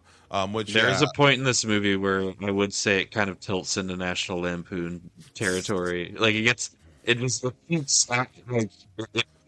kind of goofiness to a point that it kind of surprised me, and I guess that was the point. But we'll get was to it that. funnier than you thought? Yeah. Anyway, so Slow Miss Sunshine, 2006, American. This is the first time I've fucking seen this. Hold up, Wikipedia. Wikipedia has it labeled as a tragic, one Tragic word, comedy. tragic comedy as one word. Not like a Okay. Not a alright. not a comedy drama, a tragic comedy, all one word. That's a first for me. Directed by the married couple duo Jonathan Dayton and Valerie Ferris. Really interesting. Like, yeah, they're a married couple. They've done some other movies. Really, I haven't heard of a lot of married couple director duos. Yeah, they did Ruby No. Sparks. Another good movie. But yeah, so starring another crazy ensemble cast: Greg Kinnear, Steve Carell, Toni Collette, Paul Dano, the Abigail Breslin in amazing child performance, and the R.I.P. to the GOAT, Alan Arkin. Yo, look at young Alan Arkin right there. Yeah, dude. Look Wait, at him. he's dead. Yep. He died. I want to say Alan Arkin died. Like he died with in the last 5 years or something. Yeah, 2023. Yeah, he died. Rip. Yeah, Rip. ripped to the GOAT. He's a Yeah, great he's actor. he's a handsome man. I want He that was hat. handsome back in the 75. Yeah, look at him. Kind of looking like he's walking on a Woody Allen movie or something. But anywho, see, A Little Miss Sunshine. What did y'all? Okay, so had y'all seen it before? What'd you bring into this viewing? Like history with it? Give me the whole, all that shit. Mine's gonna be really short. I had no history. I knew the title, and I knew I'd had a couple people recommend it to me, but that was it. And then I watched it. And Avery, my wife, had seen it, and she's like, "Oh no, that's gonna be a movie that you like." And I'm like, "If you say so." Oh, and And then I she watched- didn't like it. And I watched. No, she did. She was just like, I just don't want to cry. But I mean, I guess if you have to watch it. And then I watched it, and I was like, yeah, I do like this. He's a good judge of my character. This movie, honestly, when I like another thing is like I can't wait to talk to Joseph about it because like I feel like the philosophies and the themes are very like we've had a lot of conversations about the things they talk about in this movie. Yeah. Also, there's one very specific character and like whole thing at the end that I specifically want to discuss with you. But anyway, sorry, I'm interrupting your thing. Yeah, so you're. No, that's it. Was what you expected? It was a little. It was. I liked the expectations that it gave me in the beginning were kind of subverted when the big goofy thing happens later on. I don't want to jump ahead too far, but I think totally it. I don't know. I did really like it. I think it's one of my favorite Steve Carell performances. Yeah, he's incredible. I did absolutely hate Greg Kinnear thoroughly, and we're like the most I've hated a movie. Yeah. Until he's a little bit redeemed because you feel sorry for him. But yeah, no, I thought it was great. I liked it a lot. I'm upset that I didn't watch it earlier. Yeah. Jack. I watched it before. Now I watched it again. I don't know. It's one of those movies that because I remember it beat by beat. Okay, yeah, I saw the movie once a little while ago. I just don't remember anything more about it. But yeah. Oh, you know what it was? Ooh, that's what it was. So you know how like libraries are a thing and they have like books and shit in them. Yeah. I found out like 10 years ago or 12 years ago they actually also have DVDs. Yes. So I went in and I got a DVD of Little Miss Sunshine, and it was the first DVD I rented from a library. Cool. It's sick. That's also Hell not yeah. a joke. I learned that libraries had DVDs like when I was That's cool. 14. It's You one just of gave the- me a brain blast that I'm about to move really close to a library, and I have a library card. I can check out movies. I don't have to rent movies all Oh, the yeah. time. Yeah, no, there's been a lot of articles recently about like how like you missed the video store, go to your local library type deal. Yeah. I'm so glad that they're protected by the government until they're Yep. inevitably going to be replaced by P.F. Chang's and Chipotle. What are you talking about? They're coming after him. It's gonna be a Chick-fil-A. It supports education, so we don't like that here. Would you like a Goosebumps book with your with your tenders. Your attendees. Yeah. The beast from the east. So yeah. So then, anything more about what you brought in, Little Miss Sunshine, or Jack? No, it was, I don't know. It was a fine time. It's sweet. There's a tenderness to it, and we'll get to why I appreciate the tenderness a lot at the end. There are a couple things that kind of take me out. You mentioned Greg Kinnear. I will talk about his character, but he's so fucking annoying. He's a bastard. But yeah, we'll get through the. Yeah, we'll talk about it a little later, but I've got some concerns. Yeah. So, talking a little bit with my history of Little Miss Sunshine. So, firstly, Jack, I want to, Joseph, I texted you this already about our whole thing, but so fun fact: before they started filming, when they got everybody, the directors suggested to the whole cast, and everyone agreed. Everyone did it. They went out for like a family outing, like in character, in the van. Just like as like a way to like get to know their characters and like as just like an exercise. So like Imagine doing that as Paul Dano's character. You just don't say anything the whole time. You're just quiet the whole time. And actually, no, I just remembered. I learned this story from like a Paul Dano interview. Now that he talks about it, like when they did this, and so they all went out to like breakfast, kind of like in the movie. And apparently while they were driving, like Alan Arkin kept saying that he needed to go to the bathroom. Like, pull over. I need. He's like, Dad, no, we don't have time. He's just like you can go to the bathroom at the restaurant. He's like, no, pull over. God damn it. Just like, and apparently Greg Kinnear, like he was getting frustrated. And apparently Greg Kinnear ran a red light to like get to the restaurant faster, like while they were all doing this. And Paul Dano was like, ooh, this is getting intense. He was genuinely getting annoyed with his fake movie dad. It's kind of crazy too, because Abigail Brayson was there too, like an actual small child, like an actual child. Like, oh wait a minute, yeah. Which, by the way, in a little different light. Fun fact. I'm not talking about my history with it yet, but like fun fact also. I watched this movie, and this DVD has a director's commentary, and I watched it with the director's commentary, and the directors talked about Abigail Brayson was the first, so Olive was the first character they cast, and they were like, it is important that she's the first character they cast because basically they cast everyone else based off of her, which makes total sense. She's the most important element too, so that makes perfect sense. Like she's the title character. It would not work without her, and it totally makes sense too as far as like, you know, she is this shining beacon of light amongst all these fucking fucked up adults slash teen just all these like, and where it's like, you know, at the core of it, everyone is there for her, and like everyone at their core knows they all love her. Nothing is more important than getting this little girl to her beauty pageant. Like all of our crazy bullshit aside, like that is the most important thing. Yeah. So especially toward the end, it's like an insane level of devotion. Yeah, I saw this movie in high school, and I remember thinking it was funny, but not really thinking much of it. And then upon this, and I rewatched it, I think during a few years ago, like while I was in Columbus at some point, and I liked it significantly more. I think just like going through some adult life gave me a lot more perspective on all of the adult characters in this film and everything they're going for. And like you mentioned with Steve Carell, his performance is great. Honestly, this movie made me realize I enjoy Steve Carell as a dramatic actor more than I do as a comedic actor. Because how'd I put it? Steve Carell's never been one of my favorite funny guys. Like, he's, you know, and I think part of it is because I was thinking about this, Joseph. I think because Steve Carell is almost like a lot of his humor is based on that kind of like cringe humur, like the Michael Scott. Yeah, that's not your thing. Yeah, or like it is mine. Dinner for Schmucks is the same kind of thing where it's like his whole thing is like he's really fucking weird and people think he's really weird and it's awkward and like that's and 40-year-old virgin. 40-year-old version is that it sometimes he's funny, some like, you know, honestly, minor role. You know what movie I thought he was hilarious in, and it's funny because I think it's very against his type. You ever seen Evan Almighty, the Bruce Almighty spinoff? Yes. Yes. Yeah. I thought he was funny in that movie. He just like plays a dick. He's an asshole through the whole movie. He doesn't even have like a real character arc. Dude, Joseph, you gotta. Have you seen it? Seen it. Dude, no. You gotta watch it. like Yeah, putting That the was piece. the sequel to Bruce Almighty. That's the movie we're talking about. it's a spin-off Bruce Almighty because what's it called?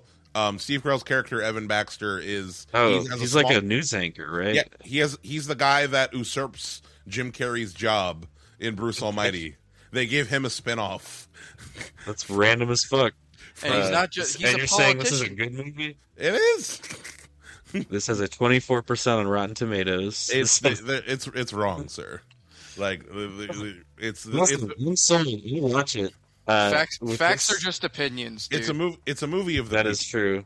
but other Society than that, is a shared hallucination. but I'm Steve, so scared. But Steve Carell's always impressed me with his dramatic roles, like Foxcatcher, he was great in Beautiful Boy with Timothy Chalamet. He also killed. There's a movie called The Way Way Back that he's also really good in. He plays like an asshole stepdad. Yeah. I A do- good, I a good do. example of that, like blending, is Crazy Stupid Love too. I don't know if you guys have Yes. seen it in a while, but he's Yeah, he's because great in that, he's very good at a straight man with just the occasional like humorous like the comedy chops are definitely still there, but a character that has like the straight man energy, straight man edge, kind of like in this movie, but but his quirks definitely Yeah, shine he's- through a straight man performance. Yeah, He's great. He can play like he's the smartest guy in the room in this movie, and then he can play a complete moron in another movie, and he does both really well. yeah. Uh, The way I really love how to put it. His character. I have a lot of the grandpa is probably my favorite character, but Steve Carell's definitely a close second. I mean, a lot of the reason why grandpa's my favorite character is because he's really funny. Yeah. But yeah, Steve I think Carell, Steve Carell's character is just the most likable for me. So yeah, he has the most kind of intense arc. I mean, not even just because like the movie opens with like him after he tried to kill himself, but like yeah. just everything he goes through, his whole journey of like learning to love life again is it's the whole thing. But yeah, so speaking about bringing into the plot, we'll get into this real quick. Yeah, so we get introduced to this family, all the characters of this family. The first thing we see is Olive watching the beauty pageant on TV. Abigail Breslin, she's this little girl who really wants to do beauty pageants. And it's kind of insinuated that like the main reason she's into it is because she wants her dad to like think she's a winner. Yeah, because her dad is a dick and a motivational speaker who He's a bad preaches- motivational speaker. Yeah, exactly. It's It's ironic because he is obviously a loser, but he preaches winning as like the most important thing. yeah, he's It's a got weird this, thing to for the motivational speaker. he's got this super toxic like program that he's trying to basically like he's trying to make a whole fucking schemy like platform of like books and a TV deal and a this and a that, you know, like he's trying to and he's waiting to hear from Stan Grossman. That's at the beginning. Oh, by the way, did Joseph, did the reveal of Stan Bryan Grossman- Cranston jump scare, dude. I Did was you like, lose- what? I bet you lost your shit. Yeah, I did. Man, you do know me very well, don't you? Yeah. Yeah, real talk though. Greg Kinnear would have been divorced in a fucking heartbeat. Yeah, he's not even really providing at this point. Yeah. Well, I think Toni Collette's character, like how'd I put it? I think it's almost like how'd I put it? She puts a lot more faith in him than than she like maybe like later in the movie. She goes along with stealing Grandpa's body later in the movie a little too easily. Yeah, they all kind of do. It's She's, kind of stupid. Can we talk about that like now? Yeah, sure, go on. You didn't like that It's part? It's my biggest problem with the movie, I think, is that scene. It's like this crazy National Lampoon. Like they're It's a little jump on the shark. Grandpa dies. It's a big shock halfway through the movie, and they're in the hospital, and they won't release the body for them to like, or they won't just hang on to the body while they go off to the beauty pageant. Yeah, they can't leave and come Uh, back. So Greg Kinnear's like, well, shit, we just gotta steal this body and put him in the trunk and then just take him with us. But what? Why can't he just like wait behind and fill out all the paperwork and then they just go ahead to the beauty pageant? Because he wants to be there. He says it like he wants to That's- watch Alla perform. So it's just You selfish. suggest that. Well, no. Well, at this point, I think that like Greg, he's off the deep end. Like his whole like plan in life is like just falling into Like shambles. it makes sense that he would want that, but everyone else just kind of goes with it. I think is the problem. I mean, everybody else is also into like Steve Carell's going to be up to it because he's like fuck. Like Steve Carell's going through his own whole crazy journey, and then Olive's just a little kid. Yeah. Paul Dano, I think same thing. Like at that point, this is before his breakdown. Like, he loves the family chaos. Everyone's very emotionally vulnerable at this point. I just think it's a little goofy for the. Yeah. I think the movie was fine tonally where it was. It kind of fell off the line a little bit for you right there. Yeah, it jumped the shark just a little bit. That's fair. I did like the scene. Speaking of Bryan Cranston jump scare, there's also Hank from Breaking Bad here, who's another Yes. cop. In a Literally- really literally- funny scene. Oh, when the pornography just decides to Yeah, photo on out he's right like, on cue. my man, hell yeah, yeah. a little bit of this, a little bit of that. He's like, wow, fellow man of culture, I see. And then It's when he fucking finds, hot. and then when he finds the guy porn, he's like, "You keep that to yourself." He's freaked out. It would have been, He's it would have been, panic. it would have been funnier if he's like, "Ooh, I'm into that too." Yeah, that's what I was hoping for. Is he's like, oh hell yeah, my man, you speaking the same language. This is that good shit. Yeah, exactly. Freak. Thought that was Yeah. a wasted opportunity. Yeah, but no, in my head canon, that's literally Hank before he becomes a detective. He popped up, and I was like, he's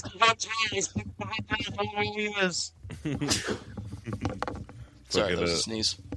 It's all good. But yeah, so as far as the just going through like what each of the characters are going through real quick, and this is like the opening of the movie. So yeah, so Richard is a motivational speaker. Dwayne, their teenage son, is he's taken a vow of silence until he accomplishes his dream of becoming a fighter pilot.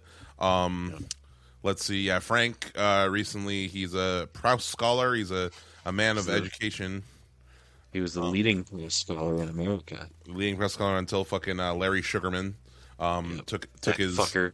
fucking Larry Sugarman took his lover and his title and everything. He recently attempted suicide that failed, and that's what he's got going on. And basically, the movie starts with her, Toni Collette, the mom, going to pick him up from the hospital, and then as the grandpa, who I'm pretty sure Grandpa is literally just listed as Grandpa on Wikipedia here. What's his name? I think he has a name. It's like Irving or something, isn't it? Woman Sunshine. That sounds about right. Like That does sound like a grandpa name. Edwin. His name's Edwin. Edwin. Grandpa Edwin. Just not on Wikipedia, I guess. But yeah, he's addicted to heroin, and he got kicked out of his nursing home for being addicted to heroin. So every night it's the goddamn fucking chicken. He's not happy with his. the goddamn fucking chicken. I still got Nazi bullets in my ass. That's I stemmed that. So that's honestly like from first time I watched it, the scene I remember the most, the line I remember the most. Yeah. I still got Nazi bullets in my ass. bullets in my ass. But I yes, love that the dad's name is Richard Hoover, by the way. I think I'm a big fan of that naming convention for characters. yeah. No, real good. Yeah, real good name and real good. This I feel like this family's well cast, not just in terms of their chemistry, but like I definitely buy at least visually everyone being related to each other. The outfits are really fun. I think Yeah. like when you look at the outfits, like Richard has the color most coding. dad shoes, the most fucking like white Walmart ass Avia dad shoes, and he's got the shortest khaki shorts. And the phone belt clip, like he's the most dad on a fucking vacation, on a road trip looking. I'm a big fan of the relationship between Dwayne and Uncle Frank. I like that they're like kind of styled the same way too. Like they both Yeah. are wearing, they're both black and white. Yeah, They're like at completely different stages of their life, but they understand each other. yeah, they're both just like so depressed and edgy and different. Yeah. It is a really sweet relationship. Like they're kind of instantly homies. Like, and also even later in the movie when they're at the hotel for the beauty pageant, Dwayne's like, "Let's get out of here, man." Yeah, we gotta get the fuck out of here. Even Steve the Carell first, doesn't even question it.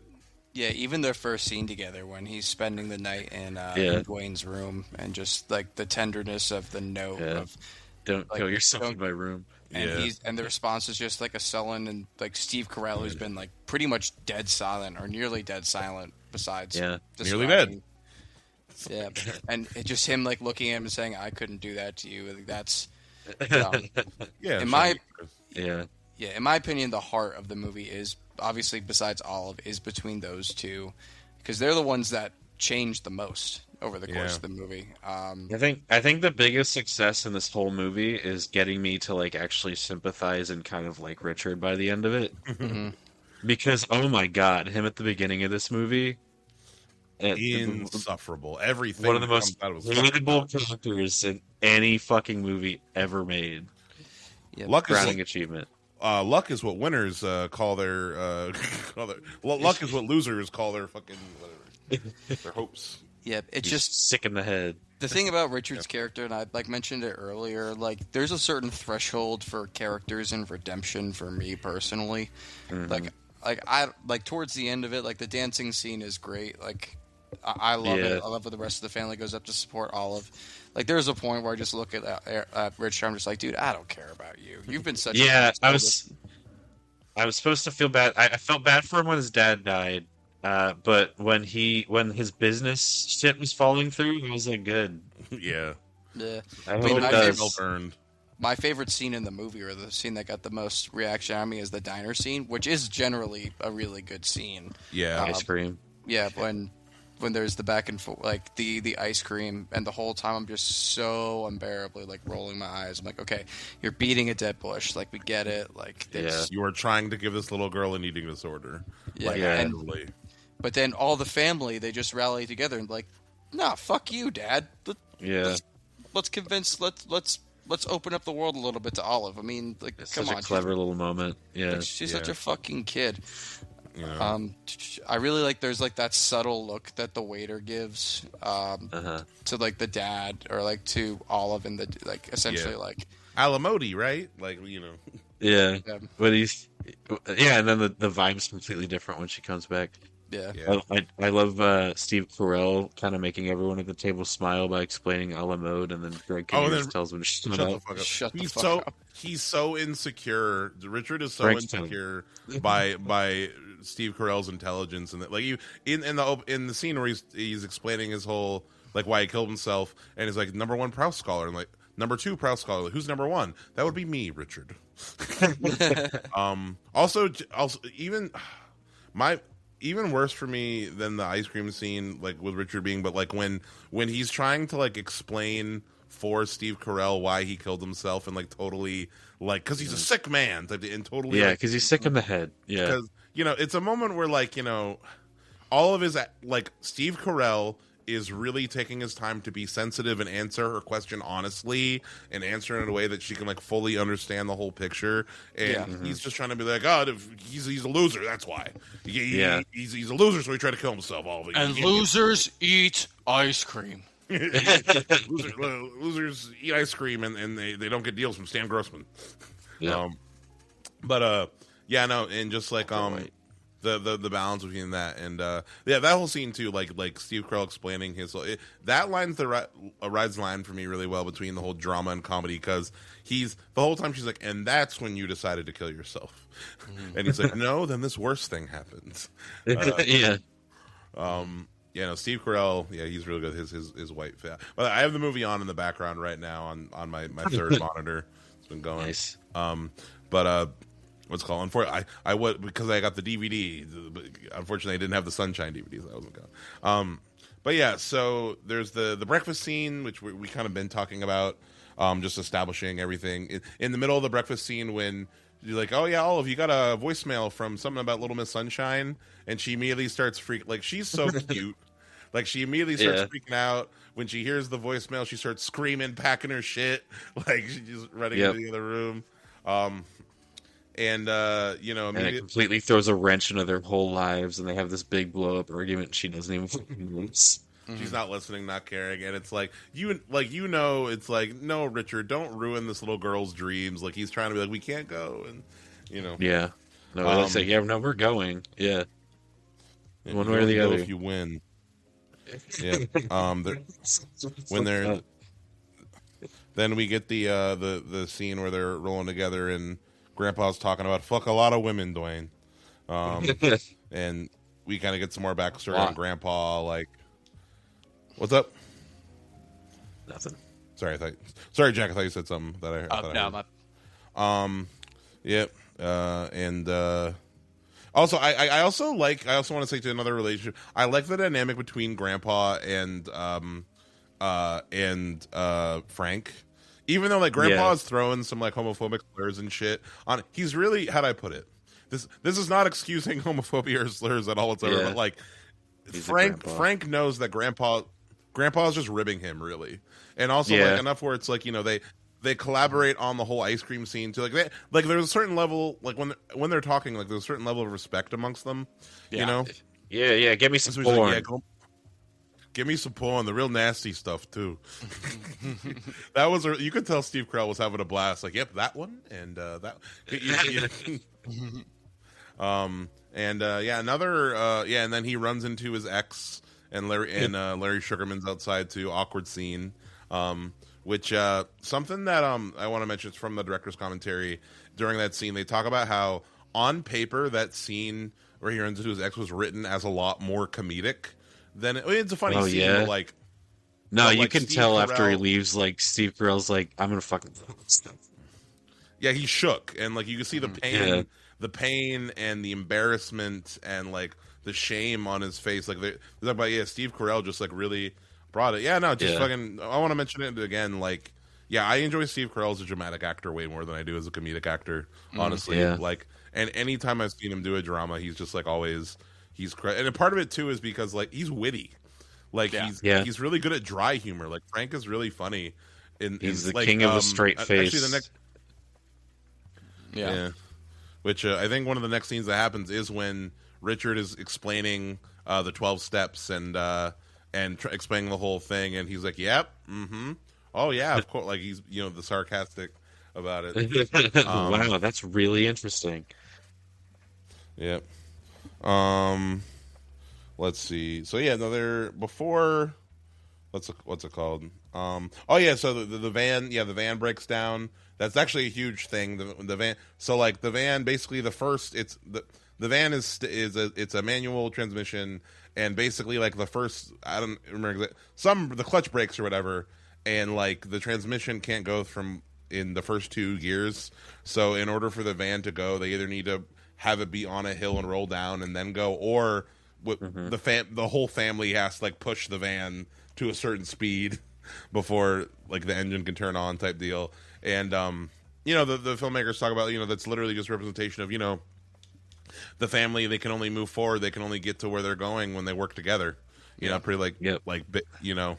essential metaphor there. Yeah, it's a really beautiful setup.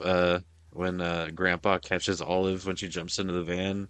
Yeah, Later in the yeah. movie, he's not there, and then she has to do it herself. It's really, really beautiful moment. There's all kinds of like little, like really just nice, sweet moments like that throughout this whole movie.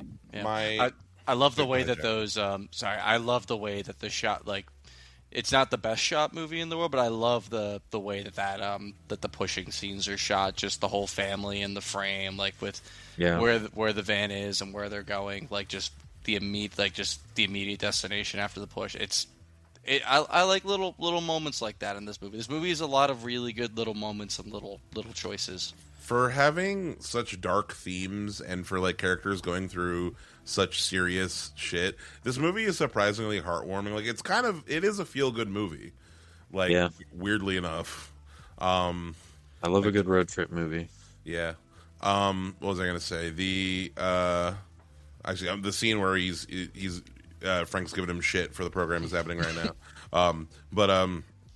Let's see. I want to talk about. I think I've said my favorite scene in the movie a few times. What I'm about to talk about is my actual favorite scene in the movie. They get a hotel for the night, the family, and everyone's kind of paired. Oh, after Richard finds out he lost the deal, everyone has Frank and Paul Dano have a room. The parents have a room, and then Grandpa and Olive have their room. And I love this scene between. It's also, I think, Abigail Breslин's best acting in the movie. Like when she's like, "Grandpa, am I pretty? Grandpa, what if I lose?" And like she's like, "Daddy hates losing," and she starts crying, and Grandpa has to like pull her out of it. Yeah. And also this whole scene, Grandpa is trying to go to the bathroom to do heroin. and, That's true.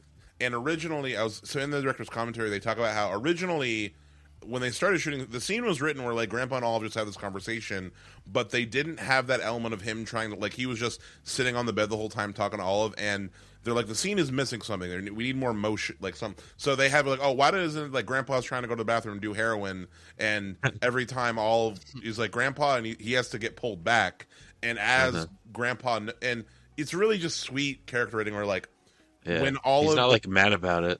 Yeah. no, like no matter, every single time she asks for him, he's immediately like, he's not getting frustrated at her or whatever. Like immediately, he is always giving her his attention, like whatever she needs. It really shows, how do I put it? Great acting on her part, and then also like great acting from Alan Arkin, but just he's just such a good grandpa. Like you really feel the love in this little scene, the speech that he gives her. Just like Yep. Yeah. I will say there is I remember always going back and forth in my head on whose parent Grandpa is, if he's Greg Kinnear's parent or if he's Toni Collette's parent. First of all, he's Greg Kinnear's dad, right? He's Richard's dad. They say he calls him dad a few times. Oh, Dad, the Nazi bullets. Like, yeah, that's it. Gotcha. It makes sense because I remember going back and forth on like, because I guess I just don't pay attention during movies sometimes. I kept on thinking that he was Toni Collette's character's dad.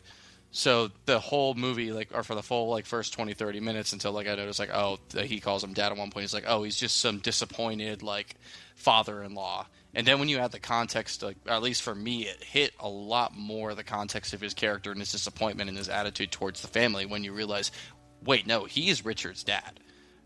Like, he's around there seeing the level of, like, the toxicity that he's bringing to the rest of the family, kind of the pressure that he's putting on Olive. So that made that scene a lot more, like, heartfelt for me, because it's not only from the position of, like, oh, this is the grandfather taking care of the daughter. Like, this is a surrogate father for a moment, giving her sort of reassurance that she needs when the entire movie she's been feeling just this pressure, even though she's ready to do something that she loves and she's excited to do. But just for a moment, it's the grandfather realizing, oh, wait a minute, she just needs some reassurance from a parental figure or a father figure. So that hit me more when I realized that paying attention to movies is important. There's either, I forget if it's a throwaway line or if it's just not in the movie, but the filmmakers in the commentary mentioned that, and this is confirmed from the film. I don't remember if it's literally said in the movie or if it's like, it's a record thing. Dwayne is not Richard's kid. Dwayne has a different, from a previous marriage. Oh, I never picked up on that. There's some hints, but I'm trying to remember exactly. It's been a minute. The director, they say that like there's like a throwaway line where they mention like Dwayne is going to his dad's this weekend or something, or like Dwayne just came back from his dad's. Actually, yeah, I think she mentions real quick when she introduces Frank to Dwayne, like he just got back from his dad's like over the weekend or whatever. So I didn't even pick up on that. Yeah, just a little extra reason for him to hate Greg Kinnear's character. Yeah, not that he needed it. Yeah. Oh, and you know what, that kind of makes sense. Wait, you know what makes sense? Remember when the Fuck a Lot of Women kids, when Alan Arkin's talking about that, he's like, your name's Dwayne, right? Dwayne. He doesn't call him grandson. He doesn't call him grandson. Yeah. Which obviously, like, I always thought like, oh, it's because Grandpa's fucking old and high on heroin, so he's not gonna. But like, he's literally not his grandkid, so he's like, yeah, your name's Dwayne, right? No shit. Wow, holy shit. It's I true. never thought my biggest brain mind fuck in a movie is Little Miss Sunshine. Wow. With Sunshine and Little Miss Sunshine, this is the writing fucking thing. It was like, whoa. Wow. Good double feature. Yeah. I mean, hey, I really think there's some common themes going on here. Maybe who's the bigger villain? Mark Strong or the head of the pageant lady at the end. Oh my god, fuck I, her. I want to talk a little. I'm going to talk a little bit about this now, by the way, because this is the thing. So I think an underdog character in this movie is Kirby, like the AV guy working for at the hotel. Yeah, that guy comes in clutch. Mm-hmm. So Joseph, the reason was because here's the thing: Joseph and I, we actually met this way. We used to do that kind of work. Joseph and I used to do like AV event work for stuff. And this whole and Kirby is just like one. He's the sound guy. He's running the sound at the end. But like presumably he does other tech stuff because he's like, yeah, I can put them in the system, no problem. He's like, these people are crazy. I'm like, I understand. Yeah, I am not working with these people next year. They are fucking crazy. Yeah, I have been. I ain't taking that gig neither, man. I have been at weird events like that where everyone there is annoying and weird. I feel that. The worst, we haven't done a pageant. You haven't done like a beauty pageant, right? No. The closest thing I've done, like some of the dance competitions. Yeah. With similar kind of vibes, similar kind of personalities with the people running that. Yeah. But the hotel scene, I love that scene. And then we get Richard's gonna go talk to Stan Grossman. It's the middle of the night. It's like fucking 11 p.m. and Stan Grossman is 20 miles away. He takes his Vespa. Yeah. He tries to take the van, but he can't get it started because he's by himself. He needs his family to start the car. So he kind of skip. He goes up to a bunch of fucking rowdy looking teens with like these little moped Vespa bikes, they kind of cut to him riding one. I don't know if he like paid them or maybe just like stole one of the bikes or whatever. It's never really like shown, but he gets one of the bikes from these teens and he rides this little Vespa 20 miles to where Stan Grossman is staying. And but it's a surprise bearded Bryan Cranston. Once again, what if it's Walter White? That's what I'm saying. Hank, he's at the hotel. Like I said, Stan Grossman, like this Richard is just trying to cling on. He refuses to accept that he lost, right? That's his whole thing. He refuses, and Stan Grossman is telling him in the face, like, "Listen, I tried.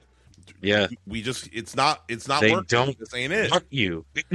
They don't want you. You got to pit. This is failing. This plan has failed. You know." I love how unbothered he is too the whole time. He's like, you're pulling me away from a party. Yeah, exactly. Like he's like, dude, I don't know. Like, you came all the way here just for me to tell you the same thing I told you over the phone. Mm-hmm. Yeah. Like, you're not going to win. I can't work a miracle just because you drove all night. And I think at first Richard kind of like doubles down. He's like, you know what? You're the failure type deal or whatever. Like he kind of doubles down at first and he thinks like, oh, Richard, are you going to learn anything? And then Grandpa dies overnight. He overdosed in his bed or whatever. And then we talked a little bit about the hospital scene already. I think the whole hospital scene's fucking hilarious. But I totally respect what you mean as far as like it jumps. It is the most unrealistic element of like wholly illegal Batman. Yeah, this is big boy crime. This is like not even funny. You're facing time, buddy. Yeah.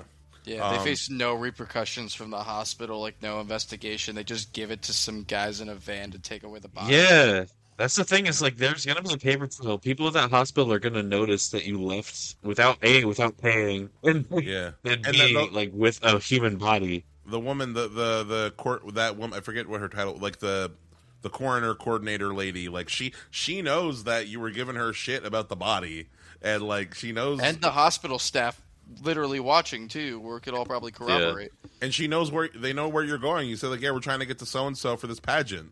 You know, like part of me expected a little bit that like they'd get there and then maybe like the cops would show up during All's performance or something. Like, hey, we're here for that body. Like Blues Brothers. Yeah, exactly. Oh, maybe they could stop the creepy fucking host too. Dude, that guy is fucking hilarious. That guy is so funny. That guy does a perfect job as a child pageant host. Just like kind of creepy. Like, what kind of person does it take to like want to do this job? I'm on Wikipedia right now, so that the character is just credited as pageant MC. This guy, that actor Matthew Winston is the son of Stan Winston. Really? That's fucking great. That is crazy. Yeah, that's awesome. Mm. No, I love that part where he's singing to like all the girls individually, and then he like gets to all of it at the end, and he's just like holding this note, and she's just like looking around. She's like uncomfortable. Yeah, let's talk Yeah, about. So yeah, we're at the pageant now, pretty much. So yeah, immediately. I mean, how do I put it? The filmmakers are against these kind of pageants. I'm against these kind of pageants. yeah, Immediately, the vibe is fucking weird and fucked. Um, and like, yeah, yeah. And Greg Kinnear is like a great uh straight man, like looking around at this. They keep cutting to his reactions, and they're pretty funny. Like, the dude next to him with the fucking headphones in. it's pageant, huh? You got. Who's your kid? I don't. First time, huh? First time, huh?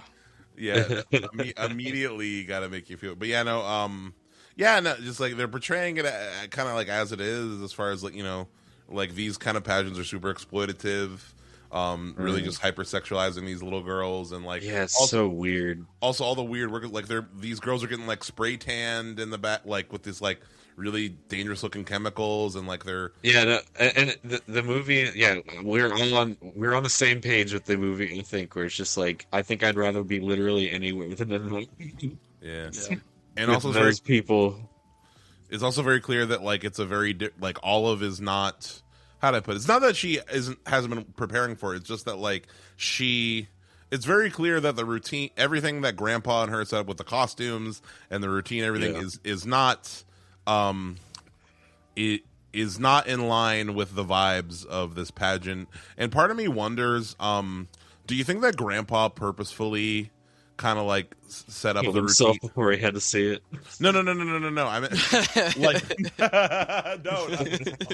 no, not at all, dude. That was good. I meant, Thank do you you. think that Grandpa set this routine up specifically as like a fuck you to the pageantry? Like, I do you think think that Grandpa Grandpa thought it was told fucked?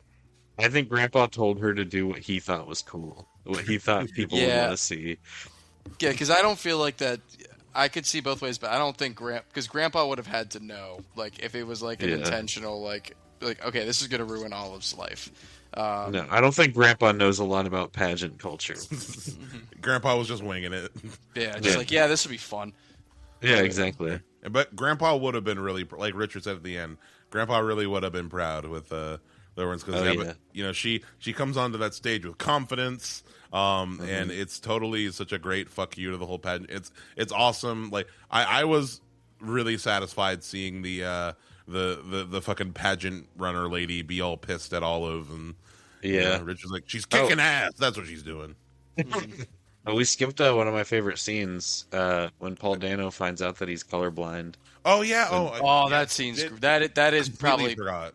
that's like Because my second as- favorite scene in the movie. I don't know how it came up earlier in this conversation that I'm colorblind, but I am. I think it As was soon because as we're that talking about test, Paul as soon as the test came up and he couldn't see the number, it was immediately like clicked in my head like, oh fuck, they're probably gonna want to pull the van. Yeah, No, No, that seems amazing. No, I And, remember- like, yeah. My colorblind that reminded me of my colorblindness bullying yeah, experience. It was like when like everybody, all my friends found out I was colorblind in like 7th or 8th grade or something, and they used to like show me the colorblindness Yep. test. Like, what does this one say? what's this? What color is this? I'm like, Yeah. I can't something I can't change. Hell yeah, keep going. It's really funny. yeah. But okay. Can I rant about Quentin Tarantino for a second? I will. Yeah, always- what the I fuck will is that always guy love talking that. about? What? Oh, Paul Dano. Yeah, right. Paul. What the fuck are you on, Quentin? I What is he didn't look. I talking didn't look about? into that. I don't know the details of that whole situation. There's got to be something personal, like just Yeah, there's something. I mean, like he's talking about like, well, I think opposite Daniel Day-Lewis, Paul Dano's performance doesn't really hold it like line up, and it's like it's Daniel Day-Lewis, so it's Yeah, not really name fair. any actor in any movie that was with Daniel Day-Lewis that had a performance as good as Daniel Day-Lewis is in that. And There Will Be Blood. Oh my god, that movie's amazing. Paul Dano's amazing in that movie. I don't know what he's talking about. He plays characters and he plays them both very well. Yeah. But he's And, he's yeah. just like, what does he have to gain? Like Quentin, what do you have to gain by saying these words, which are actively harming somebody else? To me, it feels like something like he said it one time passing that he thought that was a flaw in There Will Be Blood, and people like challenged him on it. So it's just one of these things where it's like an old man doubling down on a bad take, where Yeah. he's gonna die on this hill. Yeah, and that's the thing about it. Like again, like kind of just you can disagree about something. You can have opinions Yeah, on the performance, but when you just when you double down and there's just this vitriol, there's this anger, this frustration, like essentially, like, yeah. he's just he's planting this flag in this arbitrary fuck this guy. Weird. Yep. I hope to God that Paul Dano gets his Cillian Murphy arc. In a lot of ways, I feel like Paul Dano and Cillian Murphy have had comparable careers in terms of what they've done because they've always been considered Always been great and everything, but never Both like villains in a Batman movie in the first of a trilogy. fuck. I was gonna say they both played Scarecrow. Like, no, he was the Riddler, not. Might as well be. I don't know. But yeah, like it's Just just different theming. Paul Dano's movie that it should have been There Will Be Blood, but he's kind of did the Cillian Murphy trail and still like picked Yeah. still in big movies, but like as a little bit more of his indie edge. Like my favorite, I have not finished the movie, which sucks because I love the Beach Boys, but him and Love and Mercy, Oh yeah, that movie's awesome. yeah, That's like he's- one of the most underrated biopics like of all time. fuck yeah. Love and So Mercy. Yeah. So, go ahead. So good. Jack. I was just gonna say, Paul Dano, if you're listening to this, we fucking love you. We all we love Yeah. you, Paul Dano. fucking love Yeah, you. we are a pro Paul Dano podcast. Paul Dano, come on the pod. Pro Yeah. what the fuck are you talking about, Quentin podcast. What do we talk? Let's actually. I want Paul Dano on. If we do a Swiss Army Man episode, Ooh, yeah. I want Paul I Dano. like that on. movie. If it means Paul Dano coming on, I'll literally do any fucking movie. I'll do a movie that he's not even in and pretend Paul Dano's in it. Wait, no, we got to pick something weird from Smoker. By the way, Joseph, Love and Mercy. So long as we're if you John Cusack. it's so Love and Mercy is a biopic about Brian Wilson. But here's the thing: the movie takes place over two very specific points in Brian Wilson's life. Like, it's not a big spanning thing. It's like a few weeks in one timeline when he's younger doing Pet Sounds, and then a few weeks when he's like older and crazy. Paul Dano plays young Brian Wilson. Oh, that's and, fun. And you just said his name, but my John you just- Cusack. John Cusack yeah. is older Brian Wilson. That's cool. Yeah, I personally prefer the earlier scenes, but it's no, Joseph. Because Wait, we're so pro Paul Dano on this podcast. he was in. We've done. I just realized we other movies of Paul Dano. We've done Looper. He was in Looper. Cowboys and Oh, Aliens. shit, he was. He was in Cowboys and Aliens. He was the Not actual- listen. We're doing a pro Paul Dano podcast. It's weird. We're bringing. This Speaking of clip Cowboys and Aliens. we're gonna clip this and it's just gonna be our three characters just literally praising under a shrine of Paul Dano. yeah. It's crazy. The post There Will Be Blood. He got Looper and fucking the other one that you just said, Cowboys and Aliens. Cowboys and Aliens. Yeah. I'm looking at his. Oh yeah. There Will he's- Be Blood is genuinely like one of the best movies ever made, in my He's a- opinion. It's been a long time since I've seen There Will Be Blood. It's not fresh in my head. Yeah, he's in a lot of good movies. Anyway, so with so there's pretty much one more. There's one more scene I wanted to talk about real quick, just as far as I mentioned it earlier. But I really like the scene with Steve Carell and Paul Dano on the fucking On the pier. Yeah. on the pier by the hotel. And they're just he's like, high school Get each other. can't skip high school. That's your prime suffering years. It's like suffering is who you are. Yeah, no, and they really, their relationship is really sweet, and it's a, especially because I'm just realizing because he actually, it doesn't matter, but like he actually is, because Frank is Tony Collette's brother, and he's now knowing the biological lineage. Yeah, so actually he's uncle. And the way that Steve Carell. Also, another thing is like. I love Steve. I want to mention. I love Steve Carell's run when because like they're trying to get to the hotel and like Yeah. they're driving through parking lots and like busting through gates and Oh shit. yeah. Yeah, he's like And doing the straight hands. he He's does doing the T2 the run. Yeah, the Terminator. The T1000 run to get to registration. We talked about it. Yeah, all the pageant's weird. Remember the girl who started fucking doing like a creature walk across the stage? Oh, I hated that. She was doing all Oh, these flips, and then she looked like a Guillermo del Toro creature for a second. Uh, Yeah, but yeah, no, she does Olive does the Super Freak, and it's I like how Wikipedia puts it. Wikipedia says Olive is oblivious to the subtext of the routine, but it horrifies and angers most of the audience. And the pageant organizer demands she be removed from the stage. The whole family joins, and then yeah, the movie ends with the family all loading up into the car. Grandpa will be proud of you, and they all drive off into the sunset. That's how the movie ends. And I want to say, the DVD comes with 4 alternate endings, and I watched all 4 alternate endings. Did you say 4? Oh.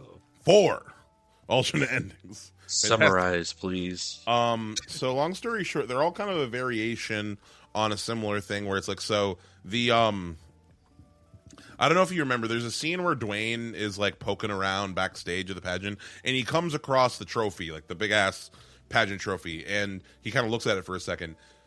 So the one alternative ending was like after, basically it was gonna, the movie ends with like they're all being chased out by the pageant people, and the family, Greg Kinnear and everybody, they grab the statue. They grab the statue, and it's kind of the family going through the hotel lobby, like sneaking the statue out, like to the fucking thing, and then Okay. Is one ending. Is like just That's sneaking pretty it out, fun. loading into the van, and they're kind of like stealing the statue. And that was one potential ending. The director's like, it kind of feels. Stealing victory. The director saw it as like kind of like a little bit like too on that comedic side, a little too goofy type deal. Okay. Let's smuggle Grandpa's body in the trunk for half of the Yeah.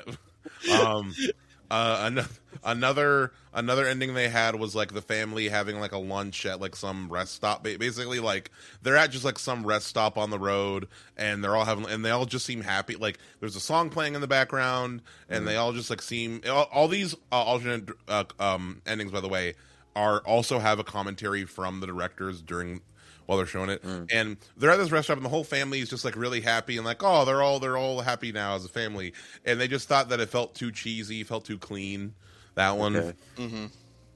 And then another ending was like basically similar to like the same set as them stealing the trophy. It was just them calmly walking out the lobby, like, and Greg was like, you know what, Olive, you didn't win, but it's okay, you'd make your grandpa proud, and just them like walking out of the lobby and that being the ending. And then there was a 4th ending that I forgot. Thought it was the best one of all. Can I give one quick shout out to the at the end of Olive's routine, the DJ giving the round of applause. Yeah, He's my guy. the Kirby, the tech guy, Kirby, him, that's right. Yeah. and the creepy bald man is also happy. He's like, And yeah, the dude sitting next to Greg Kinnear, who's it's like, "What's he thinking about it?" who's there to be like fucking to sexualize his daughter. Yeah, Yep. fucking weirdo. But yeah, no. So that's Little Miss Sunshine. To go with your pairing of Sunshine, directed by Danny Boyle. And yeah, no. I love both these movies personally. This one's as I think it works as a double feature. I think after Sunshine, you can cool down with Little Miss Sunshine, just hang out with his family in this van. As their lives fall apart. Yeah, the writing's great, the acting's great. The whole cast has just wonderful chemistry together. I don't think this is definitely one of those things where it's like I couldn't imagine any other actor in any of these roles. Yeah. With any Perfect of these. casting. Yep. Everyone's great. I remember. I think the first time I think I might. I don't remember. After I watched Zombieland, I think I saw that like Abigail. I was watching behind the scenes Zombieland. They mentioned that Abigail Brayson, like, she was Little Miss Sunshine. I'm like, oh yeah, that's where as far as like things she did after that, she did Zombieland after this, and Zombieland 2. I don't know what else she's been in. Was that her in no. Is that her in fucking Kick-Ass? No, that's Who's Chloe Grace Moretz. Chloe Grace Moretz. They occupy the same Dude. space in my brain. You confuse her with not just anytime there's like That's so funny. anytime there's a little white girl in a movie, Joseph, you always Chloe Grace Moretz is your go-to. I don't remember exactly I what. will not apologize for this. She's your go-to. Like, yeah, there's a little white girl in that movie. Who is it? It's the girl from Kick-Ass, right? It's Hit Girl, right? How many of these little white girls am I supposed to keep memorized? I don't understand. It's probably expected better of that me you here. don't. You didn't. Yeah. It's probably better that you don't. That's probably a green flag. The only reason I know is because of my movie autism. But what's it called? But yeah, no, that's yeah. So yeah, final thoughts on Little Miss Sunshine, guys, and then we'll do props. Fuck I like Tarantino. Now I'm. Yeah. Yeah, I'll just keep. But no, I don't know. But maybe it's just talking it out with you guys. There's I didn't really know. I honestly, again, I guess I need to pay attention to movies more. I had no idea that Dwayne was a stepson. That makes a lot. That makes his relationship. That makes the way that he's interacting with the family, the vow of silence. That makes all of it. That gives Make more sense. A lot more context. But yeah, it makes there are a lot of little things in this movie that I appreciate. Yeah, no, it's a good time. It makes me it just put a smile on my face. Yeah, go check this movie out. Yep. Everyone said I was gonna like this movie, and I did like this movie. It's a fun dramedy. I like all the characters a lot. I think it's my favorite Steve Carell performance for sure. Greg Kinnear is one of the most hateable people on the planet for a really good portion of it. They do a really good job making me dislike this character. Yeah. Yeah, it's a fun little like slice of life, tragic comedy, which is a word I'm literally never going to use again. Tragic comedy. Tragic comedy. Yeah.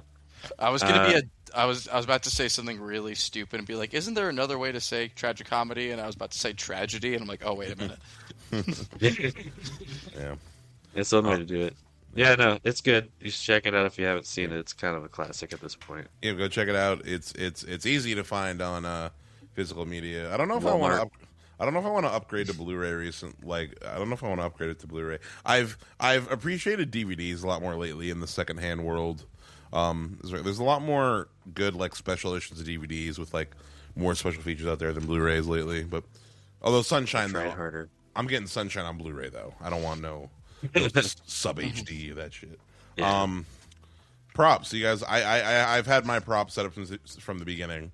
This one might be a hard one for. I've thought about it for a while, but do y'all? I can go first if y'all want more time. I know what I want. I feel like it might be kind of a bullshit answer, but I do know what I want. I also know want what I want. It's also a bullshit answer, but you go first. Okay, I want the van. Yep. Yeah, I wanted to snipe that before anyone else took it. I just think I think it's a cool little van. Even if it doesn't work, I could get it working. I don't care. I thought you were gonna pick the porn. No, I'm just kidding. Whatever. Yeah, I'm gonna do the a la mode because I'm about to eat ice cream right after we're done filming. So the chicken, the waffles and ice cream. That's a good one. That sounds good. My pick, and I got a picture of it up here, is Dwayne's. Has this "Jesus was wrong" T-shirt. Nice. That's a good one. Hell yeah. I just want my size. I don't think I could fit in a Paul Dano shirt. So that shirt in my size. A close second I was considering was Grandpa has a neat little his little heroin. He has like a little heroin kit bag. It's like a little nice little like leather nice little leather drug bag, like medicine bag thing. I don't want Grandpa's heroin. But that isn't as like visually iconic. So I went with the shirt. Yeah. So that's all Miss Sunshine, folks. That's this episode of Men and Movie Gang. We're great. Joseph, Jack, thank you so much for being here. This was a great episode. Definitely, how do I put it? Not to talk shit on our Evil Dead episode, Joseph. I was just so tired. Yeah, I think we were both pretty tired. Yeah, and I feel bad. You're sick now, but it's like I don't know. These also this. I think, how do I put it? Another thing I think is like the Evil Dead movies are harder movies to like analyze because they're way more just vibe movies. Yeah, just watch them. Yeah. Whereas like there's nothing stopping you from just watching them. Whereas like I think there was a lot more to interpret and to break down with these films we talked about today. So yeah. Evil Dead, not known for its emotional depth. Yeah, but I don't know if it'll be the next record, but be on the lookout, folks, for we are definitely going to do a Total Recall old versus new. Like not negotiable. I'll be there in a heartbeat. That's a future episode. That is as guaranteed as Alien vs Predator as Alien vs Predator 3 movie review as a future episode. As far as like episodes that will exist. If we could have done that one already, we would have. Yeah, like that is an episode. Well, like honestly, Joseph, no matter Jack, you're invited too with this as well.